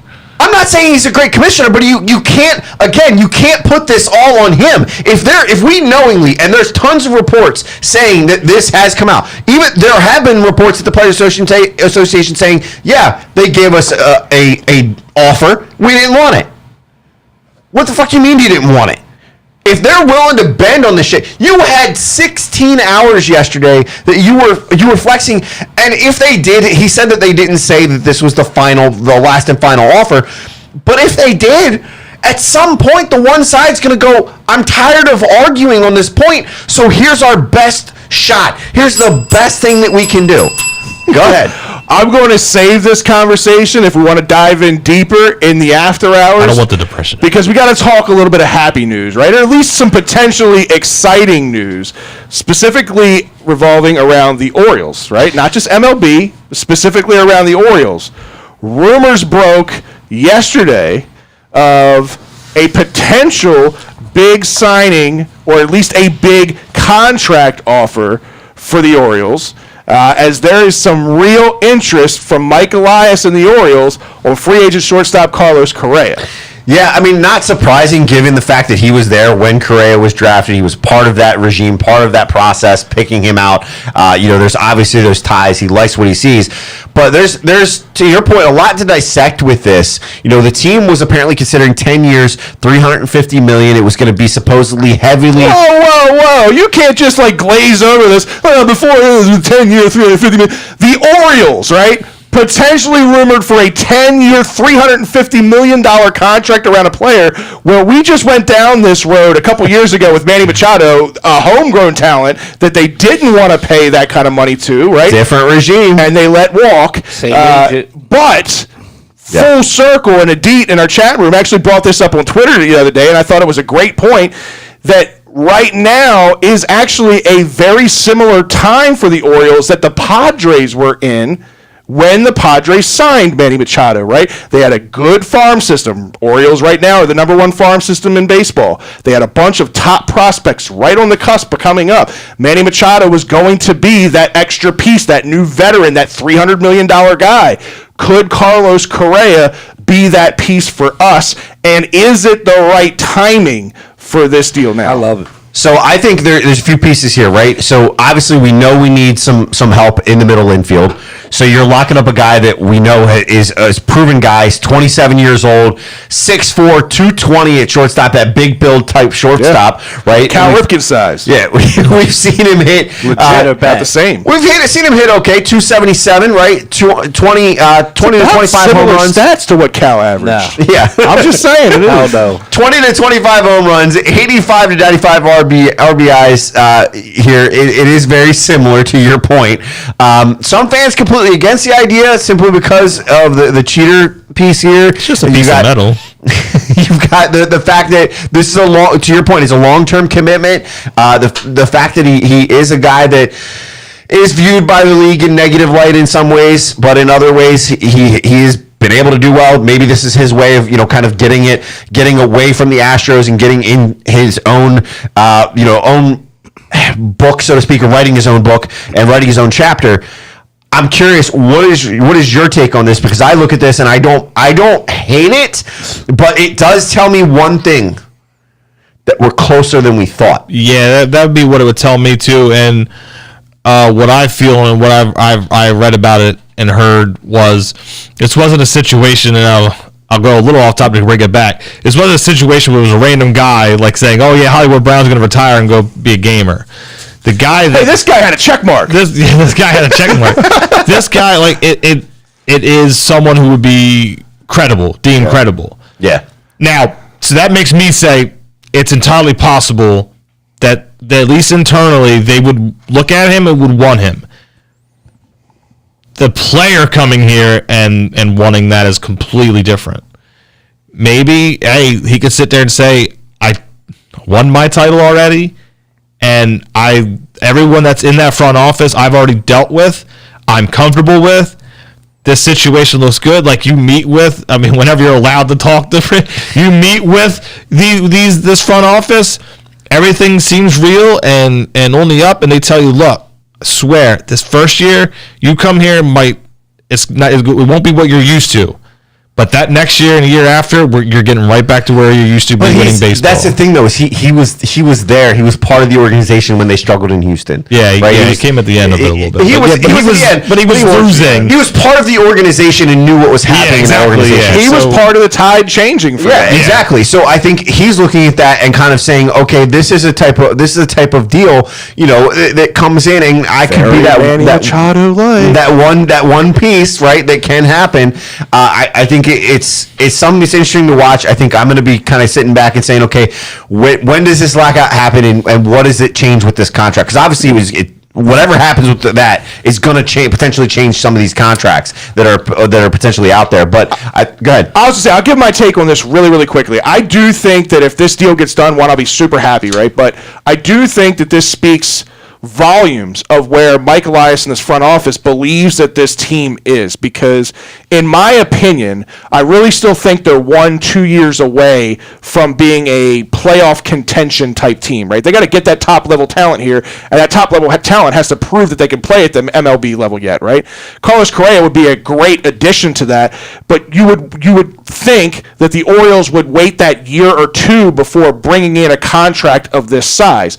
But there's no guarantee in a year or two that there's going to be a Carlos Correa on the market at that time. So this, again, to me, speaks volumes of where the Orioles think they are. Because if they're willing to spend early on this, which he went on the guy that reported this went on the Glenn Clark radio show earlier today as they went back and forth on this, and the contract apparently that was laid out was front loaded. It was supposed to be like $44 million a year for the first 2 years, and then $29 million a year after that, which to me tells me that obviously they don't have a whole lot of expectations for payroll those first couple of years because they can afford to pay young guys. Yeah. They can afford to pay a Carlos Correa the $44 million a year. But once some of those guys come up and prove themselves, the Adleys and the Graysons and all that stuff, and they got to start budgeting for those contracts, that's where that contract has to come down. So there might actually be some real roots here. And again, the connection to Elias makes a lot of sense. But when I started digging into numbers, and this is why I put that note in there, like, does it sound familiar statistically about his career numbers? Actually, what his numbers are very comparable to is the first 3 years of J.J. Hardy's career as an Oriole, as a hitter. When you're looking at what his impact was in the offense, RBIs, average, home runs, it's exactly where J.J. Hardy was. Correct, right? And Correa is an above average defender, just like Hardy was. Right. But think of the contract that we got J.J. Hardy on. Oh, fucking steal. Right. It was a steal of a deal, right? So now, in retrospect, you're paying $350 million for a similar output, $44 million, $29 million, whatever it's going to be a year for that kind of contract. It's just crazy. In that 10 years, how much contracts have changed in that time. And it spells for me where maybe it's orange Kool-Aid, but look, you can sit there and not like what they've done, and you can call it tanking, you can be your Buster Olneys. I get it. It's kind of how baseball's set up. We've talked about that ad nauseum. But, and like I said before with Elias, everything that he's pretty much talked about since coming to the warehouse, we've seen. Yeah. He's not sugarcoated anything. It's going to suck. So everything he's done, everything that he's talked about is pretty much doing like they exhausted all their international money and brought to all these players down there. Then the fact that they were spending money before. This isn't like 2002 Orioles. This isn't like 2010 Orioles. Like they were spending money. They had a $150 million payroll. It went south. 14 but there was those points where they were trying in 2017, 2018. It was horrible effort of trying, and it was completely misguided. And it was I was gonna say Dan Connolly, not Dan Duquette. Dan Duquette. Yeah. Kind of nickel and dime in his way, whatever he did, but. That old adage of the Orioles aren't going to spend money. They've done that. It sucked, and maybe they signed Bobby Bonilla at one point and Albert Bell, and they backed themselves in the corner with the whole Chris Davis thing. So that's just my thing. I get anyone who might be whatever, but this ain't the same situation. Right. Yeah, no, and it's when you say it's not the same situation too, right? When you look at this, we saw this week, obviously the youth of the organization, the future of this organization, had some bright spots this past week as the Orioles hosted some of the minor leaguers down in Sarasota. We saw some of the talent showing out this past week, including one Heston Kjerstad, who, according to Eric underscore Birdland on Twitter, his words were an absolute tater to right. It was a pretty good shot. Yeah, this guy, credit to Eric Birdland, whoever he is out there, man. He's been posting, he's down videos. there, yeah. He's down there in the trenches, like videos of these guys catching fly balls, taking BP, running drills. Kudos to him for putting that up there, because fans like us especially like a Kjerstad, because I'm the one that kind of always gave the benefit. Let's see if he, you know what I mean? Like, let's see him show anything. Well, look, he's showing like maybe the hard issues are behind him. He's putting things together, which is good. And in the video, he's further away, so it's hard to tell. But he looks healthy. He looks solid. Who looks good too is Stowers. Stowers looks real good. Kobe Mayo looks pretty damn good. Kobe Mayo. That sounds great. Then you also had a video get posted this weekend by the Baseball Bat Bros. And this was fun to watch. If you haven't seen this as an Orioles fan, you better go watch it after the shows, of course. Yeah, after the show. Don't do it now. Well, you can watch it on a tablet and still watch it. Yeah. If you can do two things at once, then fine. But if not, stick with us. If you're in your bathtub like Ryan. What was it? All right. So you saw they brought in two former Oregon State players to kind of sit down. It was Zach Taylor and Adley Rutschman. Obviously, Adley being a former Beaver, he was there with Zach. Nice little thing. What they do is they do like a little home run derby, and they have some of the, we'll call them the wannabes, or the guys that have only made it so far. The guys like us that would love to be where these guys are. The guys that run the YouTube page. Yeah, and the guys that run the YouTube page. They're using metal bats. They're out there. They're trying to hit these bombs. They were in a field where it was like 320 all the way around. So that was the first thing I was like, It looked like the local park in the neighborhood. I was waiting for them to hit a house. Yeah. And they almost did. Who's up? Yeah, they almost did. But no, you saw them go out there, and the guys from the YouTube channel, they're using metal bats. But Adley, he used the wood bat. He used the metal bat the first or time. right-handed, and then he moved to left-handed and used the wooden bat, and he was so much better with the wood bat. So much better. And pop from the left side gets me excited for a warehouse bomb. I love the prospect of watching him play. Head and shoulders above the other two in this little mock thing. Again, the pop off his bat. Did you notice? Did anybody? I'm not going to allude to anything. Did anybody notice anything or anything that stood out to them in that video with Adley when he was hitting left-handed? I mean, he's got a little bit of an uppercut swing, but that's just him. Outside of that, no. I saw that, but that wasn't what alerted me. What? If you go back and watch the video after the show, his turn on his front foot kind of scares me a little. He has an aggressive turn on his front foot. If you go look at some of the big names in history, the big home run guys in history that kind of have that raw natural power. Didn't Manny Machado do that? Like he twisted his knee on a swing and fucked his knee up? He was the second knee tear was, he did it, and so when he did that, and then he made contact, so when he started to run it out, that's when it...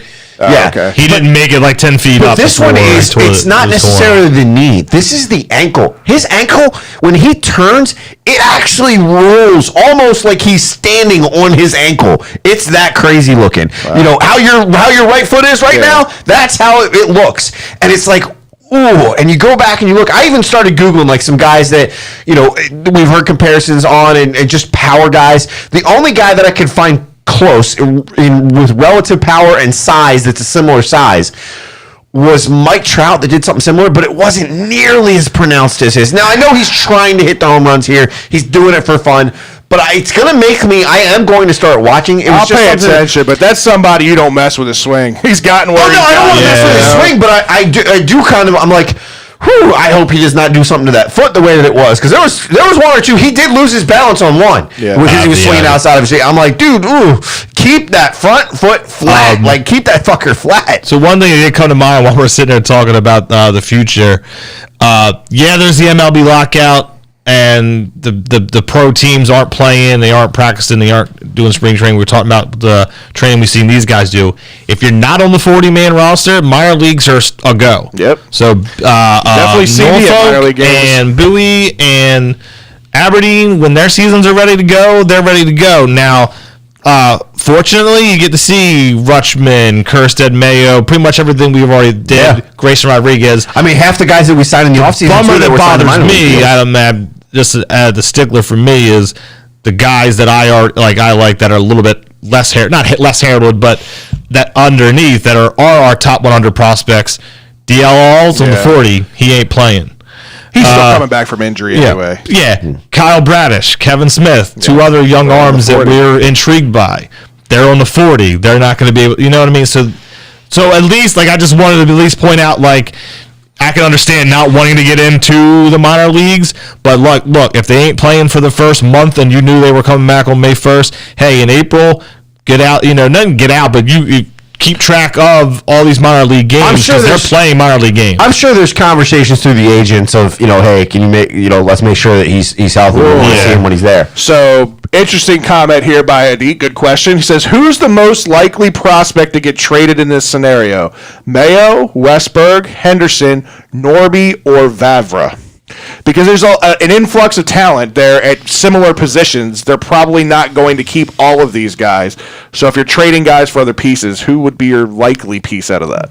And why? Damn it, Adi. That's a great question. It's a great question. I am eliminating Mayo right away. I'm eliminating Mayo and Henderson. I love Mayo. I love his raw power. I think he's very similar to Ryan Mountcastle as far as power goes.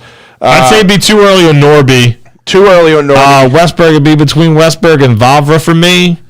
I would lean towards Westberg being really out of that four. I lean towards Vavra. I think if this.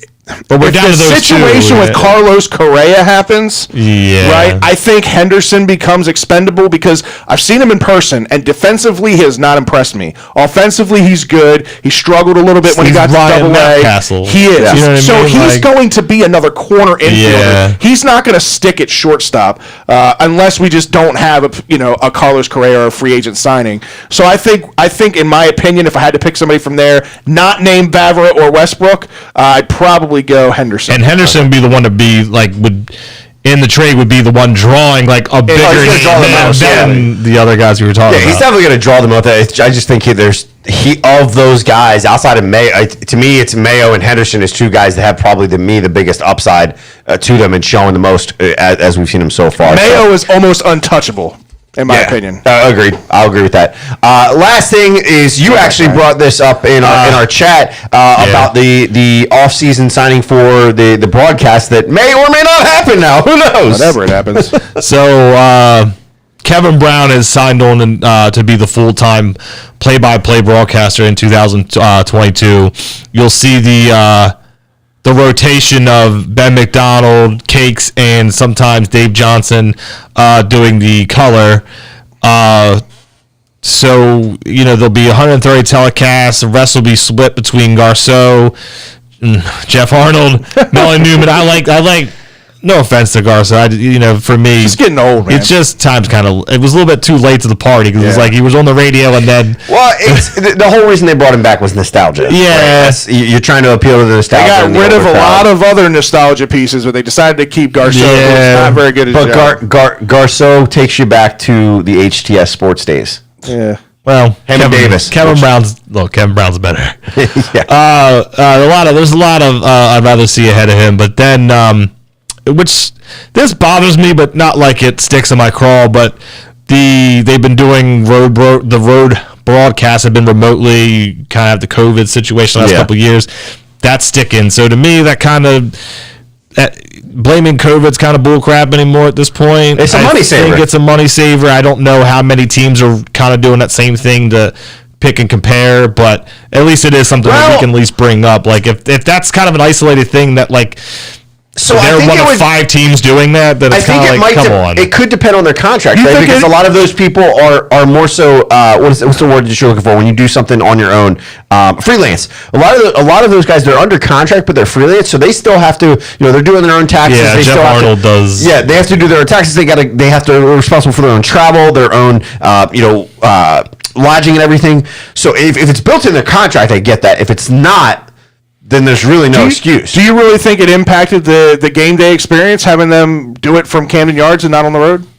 Oh, you could tell times where there were slight delays because they're waiting on camera angles. They're waiting on camera angles. They don't have the thing in front of them. They can only go off what the home team is giving them. Right. So if they're talking about if you're wanting to talk about Mancini. Right. It has to be on Mancini. You're not in control of your own things. Yeah, you're seeing like a regular broadcast, like you've heard it said before. It's the equivalent of when you and I did the Monday nights. Yeah, no, I get it. That's what I look at. You've heard it. I've heard it.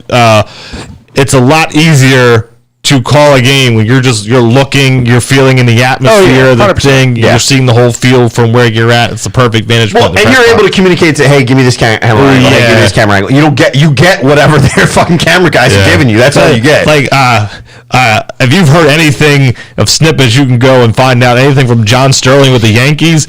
When you're not following the thing, you can tell the difference. Yeah.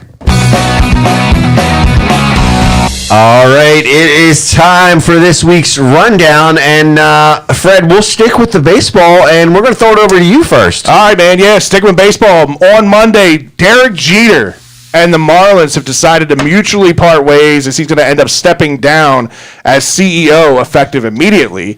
Apparently, the Marlins crew thought this was so important or such a big move that they coned off his parking spot. My favorite photo I've seen in forever. It was hilarious. I didn't understand the Like cones. he's just going to pull in. I want my spot back. What does it matter? There's people questioning if that was done by some random person. Well, it was it's 5 cones and they were all on the same size. It was the most random thing I've ever seen in my life. But Jeter said in a statement released through his PR, I'll no longer serve as CEO nor as a shareholder in the club. We have had a vision for 5 years to turn the Marlins franchise around, and as CEO, I have been proud to put my name and reputation on the line to make our plan a reality. Through hard work, trust, and accountability, we transformed every aspect of the franchise, reshaping the workforce and developing a long-term strategic plan for success. That said, the vision of the future of the franchise is different than the one I signed up to lead.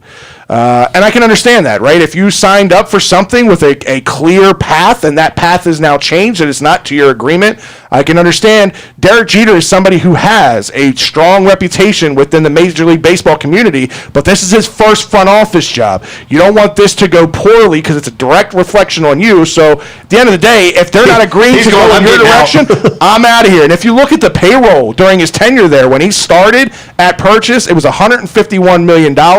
It went down to 100 the next year, down to 71 the following, and 57 last year. I mean, they basically paid nothing. And that doesn't include the COVID year, which was like 42. Exactly. So then there was a 57 on top of that. Right. So obviously there's a miscommunication there as to what the path was supposed to be, and Derek Jeter said I'm out. And honestly, I don't blame him. Don't blame him. The Tampa Bay Bucks, they're going to play NFL's first regular season game in Germany this year, and they're going to take on the Green Bay Packers for the first time. I'm sorry, the Green Bay Packers are traveling abroad for the first time. They're the ones going over to London this year, which in that one, the piece with the Germany thing, they said the Bucks will host the inaugural game in Munich. Although their opponents and date have not been announced, they are willing to do it.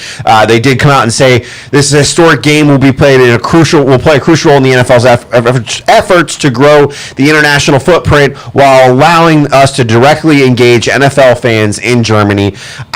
I don't hate this. I do like the fact that they are kind of trying to spread out. They're trying to make this an international game and not just the American sport. They're obviously in London. We've seen the fan base there.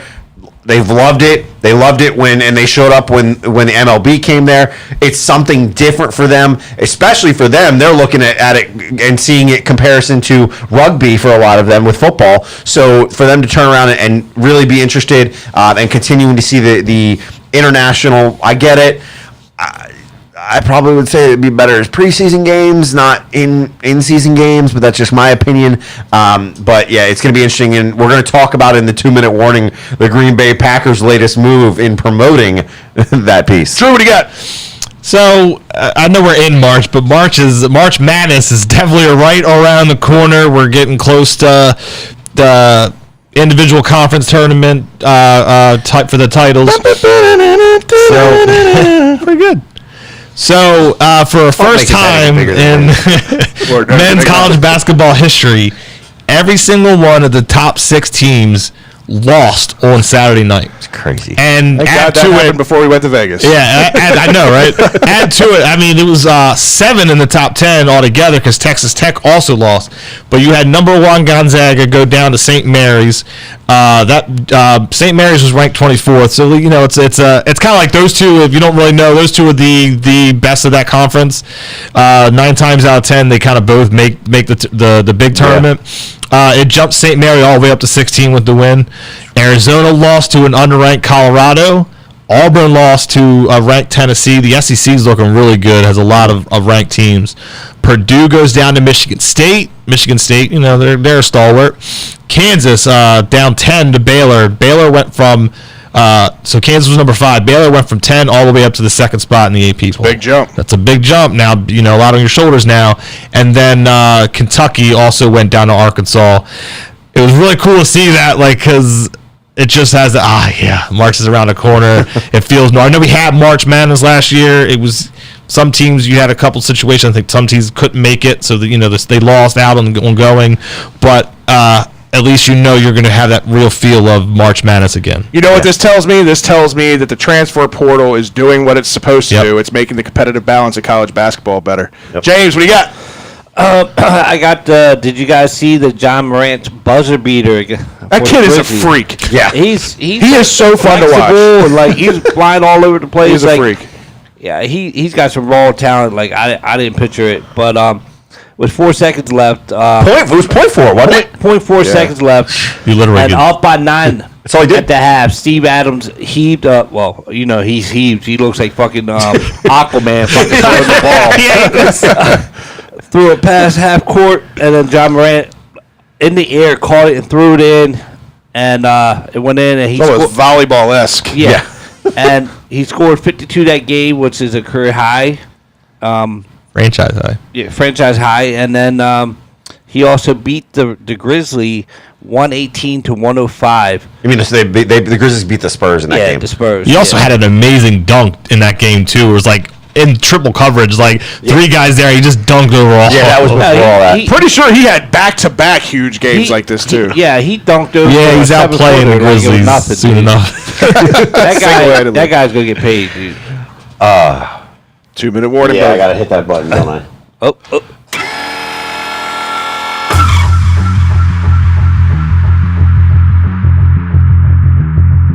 No rules. No boundaries. 2 topics. 30 seconds each. That's official. It's even made the time sippy cup sound. for the 2-minute warning. All right, fellas, it's time for the 2-minute warning. I'm going to ask the questions this time and sit back, and I'll have to keep my responses for the after hours because these are 2 good questions. First one, you're going to have to kind of go.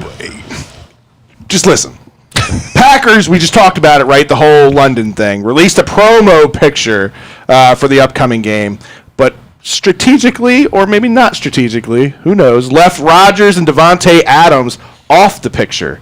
You guys think this is an omen for their departure? Why would you put 2 guys on something if you don't know if they're going to be around? I get it. It makes sense. But it does, to me, it is an omen that they don't feel that there's strong enough talks to put these guys on your primary thing that you're trying to promote. Now, I'm sure there's an easy way to fit them in somewhere or to put them into future ones, but to leave them off your first one, I think it's a clear signal to both sides that we're willing to move on without you guys if you're not willing to make the the same way. It's way too early to. What does it matter, kind of? But then it's like you don't know if they're going to be there or not. You don't. And then 2, if you look, it just shows we're up for more drama. It's more drama with the Packers again. It's more drama with Rodgers. I'm still a fan of his, but it's just more drama for him and that franchise going forward. All right, so Kyler Murray, in kind of a power move, and his agent sent their own contract proposal to the Cards front office this week. What do you make of their approach? This is a goddamn shit show at this point with this kid. I mean, with everything him coming out and causing the problems and the players being worried about it, now you go back to them and you apologize, quote, apologize, by sending them a contract offer? Are you fucking kidding me, dude? The last thing they want to see from you is a contract offer attached to an apology note. That's like, hey, I'm sorry for hitting your car. You owe me $300. Doesn't work. Doesn't work that way. Dude can't finish a season. You don't really even know if. I mean, how long is that air raid system with the fucking coach's name? Like, how long is that he fits in that system? Kingsbury. It's Kingsbury. Like, how long? Like, if he gets the axe, or is that kid even going to be able to adjust if the system changes? And I just harken the fact, like, you can't finish the season.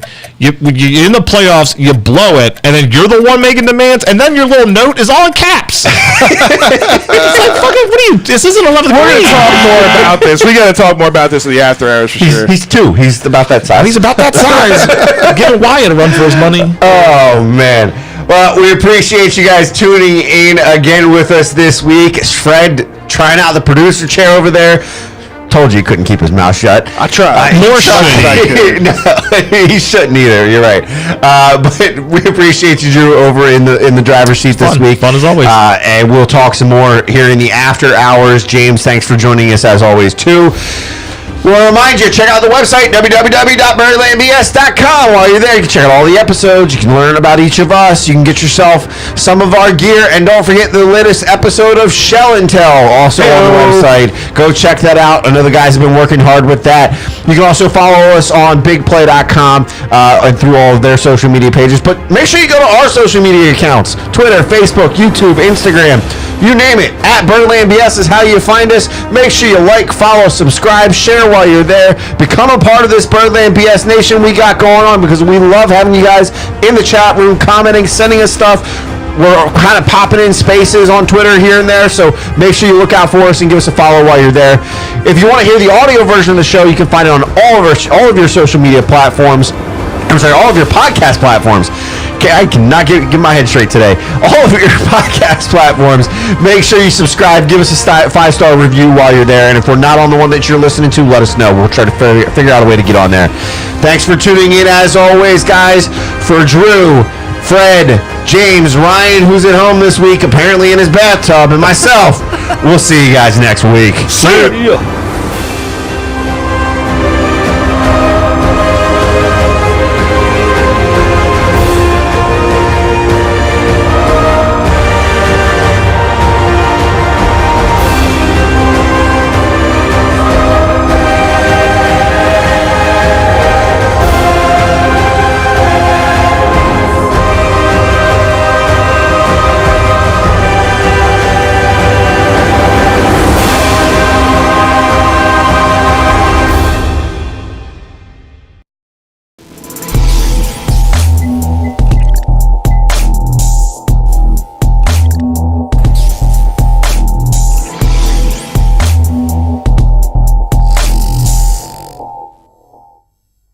Time for the after party. Last call for alcohol. All right, talk about the little guy. Hey, I'm right Help here. it. You know what? Like, I normally would not. Like, I think it's low hanging fruit. That joke, any of the stature jokes, but at this point, you're a joke. I mean, this whole thing, the letter, I understand, like, wanting to get paid and I guess speaking outwardly about it, but to have your agent go about it this way in this kind of shit or get off the pot move, towards the front office is just, it's a stupid move in my opinion for Kyler.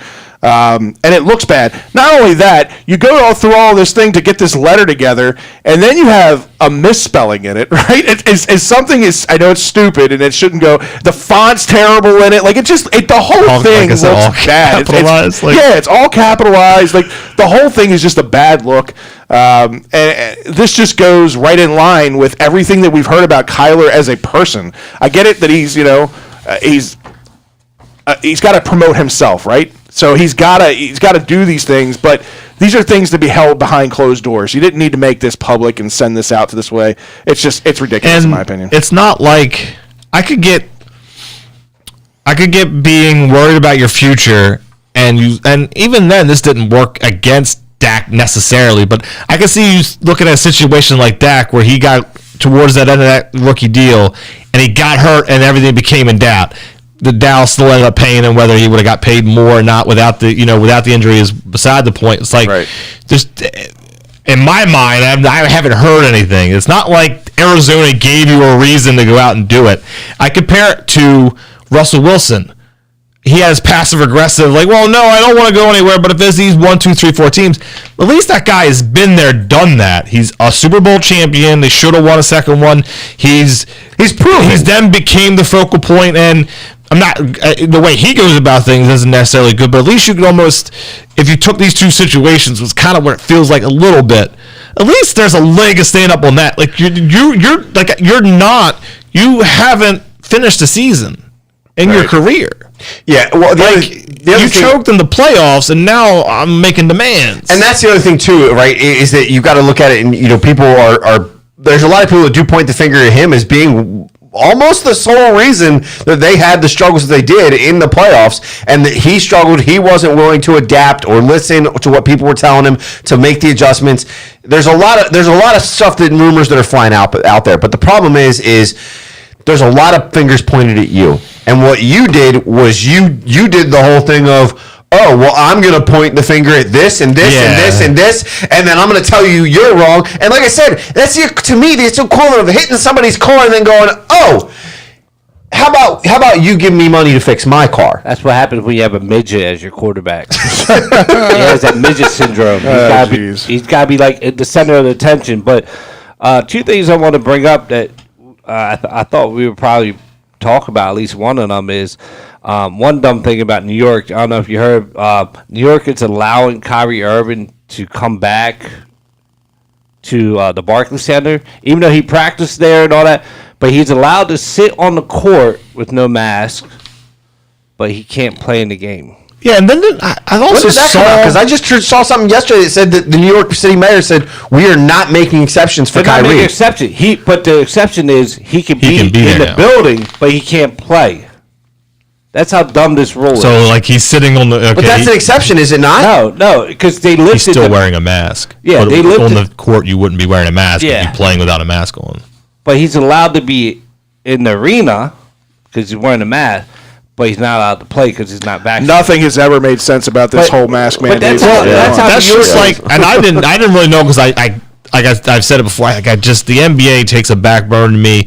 I know enough because that's one of the big things for ESPN to talk about and all that. But like, I had heard something on the radio a few days ago when it came up about Kyrie and the mandate being lifted, but he'd still be screwed or whatever. I heard that but yet. Like, road teams have had players unvaccinated still coming in to play the Nets or the Knicks, and they're playing, or they're in the arena. That's crazy. And when you weren't supposed to be, that's where the NBA needed to step in and say, okay, is it right that if this team's area is saying that you can't do this, this is the problem, is they can't do it, but they can. Yeah. Where's the competitive? We're talking. Half the show has been about competitive balance. Where's the competitive balance there? Right? What do they look like with Kyrie this year at home? But he can't because of the municipality. It sucks. It's crazy. And then the other thing is, I don't know why we didn't talk about Troy Aikman signing that deal with ESPN. Sounds like million. Buck might be coming with him. Yeah, I don't know if that's going to happen, or maybe there'd be some situation where Bucks has a joint contract, because I can't see Fox being there. I mean, you probably didn't want Aikman to go either, but I can't see that wanting Buck to go because he calls baseball too. And I'm on the fence. I don't hate dislike him as much as a lot of people, but when it comes to baseball, I think he's head and shoulders. I'd rather have him calling baseball games than football games. I agree with that 100%. I think Buck's great at baseball. I think he's okay at football. I don't dislike him. But to that point, into the same conversation, there was also rumors that I heard that Sean McVay was approached. Yeah, that was even before the Super Bowl ended. It was as soon as the Super Bowl ended, it was about $100 million contract to get into broadcasting, which is, ridiculous money. Ridiculous money for somebody who's never done it before. I don't know, man. That's a lot of money to turn down, but at the end of the day, just won a Super Bowl. At least, Aikman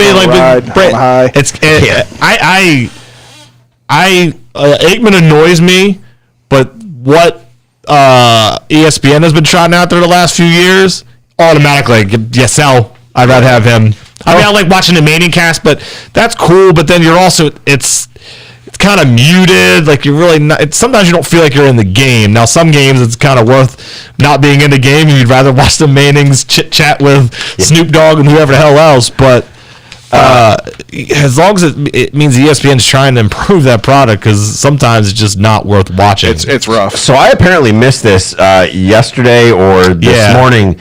Cain Velasquez was arrested on suspicion of attempted murder. I don't even know who that is. So that was UFC fighter. That was the joke. Got that beat Brock Lesnar. Yeah, that was the joke I threw in there, because if you need a lawyer, Cain Velasquez needs one right now. I've seen a little bit, and you know how things like this come out. Like you'll get information, and then you'll get information. It keeps rolling out. So earlier, first thing like this morning, it was like in San Jose, California. He was arrested, held without bail, involved in a shooting. Now, sometimes he might have been around a group of people. You would think maybe it's not him necessarily, or it could be there just talking to him. Well, now and then it came out that like he's the shooter. And then the last story I had read right before I came was like he went after these two guys, a father and son. And maybe, I don't know if the story's changed. He went after these two guys, a father and son, because maybe the son touched his son wrong, Cain's son wrong. I don't know if that means physically striking him or like a sexually type thing. Yeah. That's what I'm saying. I'm like, you'll get the story all together. But like, he's got an attempted murder charge on him. He's held without bail. Yeah, so the only thing serious. The only thing that's here is saying that he's got a court date for Wednesday. He was arrested Monday. There was a shooting announced Monday evening. There was a shooting in the city, and police said one adult male was shot and one transported to the hospital with 9 life-threatening injuries. The motives and circumstances surrounding the incident are still under investigation at this time, and will not be discussing the investigation. Yeah. Well, I'm sure we'll have more details on it for next week. And then I wonder if any of you guys can guess who tweeted this. It's about on the altercation with fans during last night's game. It says there needs to be a soundproof wall or something. I would even consider having no fans in the arena. Anything that will help us players avoid these verbal altercations. This is LeBron. LeBron. Fucking LeBron. What a fucking baby. This guy can run his fucking mouth about guys that, stood up for himself, protect himself, and put his 2 cents in, and wants to be a voice and platform, but can't take a voice from a crowd. Heckler, he's never done well with that. No. So that's just always been him. He would never last in the Jordan era. But just in general, it's not even errors. Like, what do you do? You want to be king? You want to be king? You're like King Baby. King Baby, and when your Lakers are 5-6 games under 500 and getting one of the biggest blowouts, and Jeannie Buss is walking away during the game. He got beat by the Pelicans. You get something like that. Big fucking crybaby, dude. You get something like that, but then you turn around, you have, LaMelo Ball, the video of him that was going around where the fan is like, telling him you suck or something like that, and he just keeps looking at him and go, you lie. Yeah. You lie. No, I saw that. Trey Young. Listen, LeBron. With the Hawks. No, but I'm saying Trey Young did that thing. Very similar. He fucking buried the Knicks in the playoffs, and he reveled in it. He didn't get upset. He didn't really even do anything like unjust. He just, hey, I love it. Yeah, LeBron is just trying to distract from how terrible of a season that they have as the Lakers, and they brought in all this old talent. And again, they would have been great 5 years ago. I love when someone posted it the other day, because he does it to himself. Someone retweeted the other day, like, oh yeah, I remember when here's the LeBron, retweeted LeBron. It was like from August, keep that same energy about all these old guys and blah blah blah blah blah blah blah. And the person was like, 27-33. Yeah, right. Exactly. But all he does is complain. But he does it to himself. But he's like, oh, anybody who drafts my son, I'll be coming. Yeah, that shit. Shut the fuck up. No one's drafting your kid, probably. Yeah. All right, guys. Well, great show this week. Again, appreciate you filling in over here for Fred, taking a break. Yeah, man. Just we talking around. What are you talking about? I am Fred. I went on that 12-day class. Oh yeah, I forgot about that. Then Drew's put on a lot of weight. Then. Don't say that about James. Or Ryan. Ryan. This is Ryan. We're about to say it.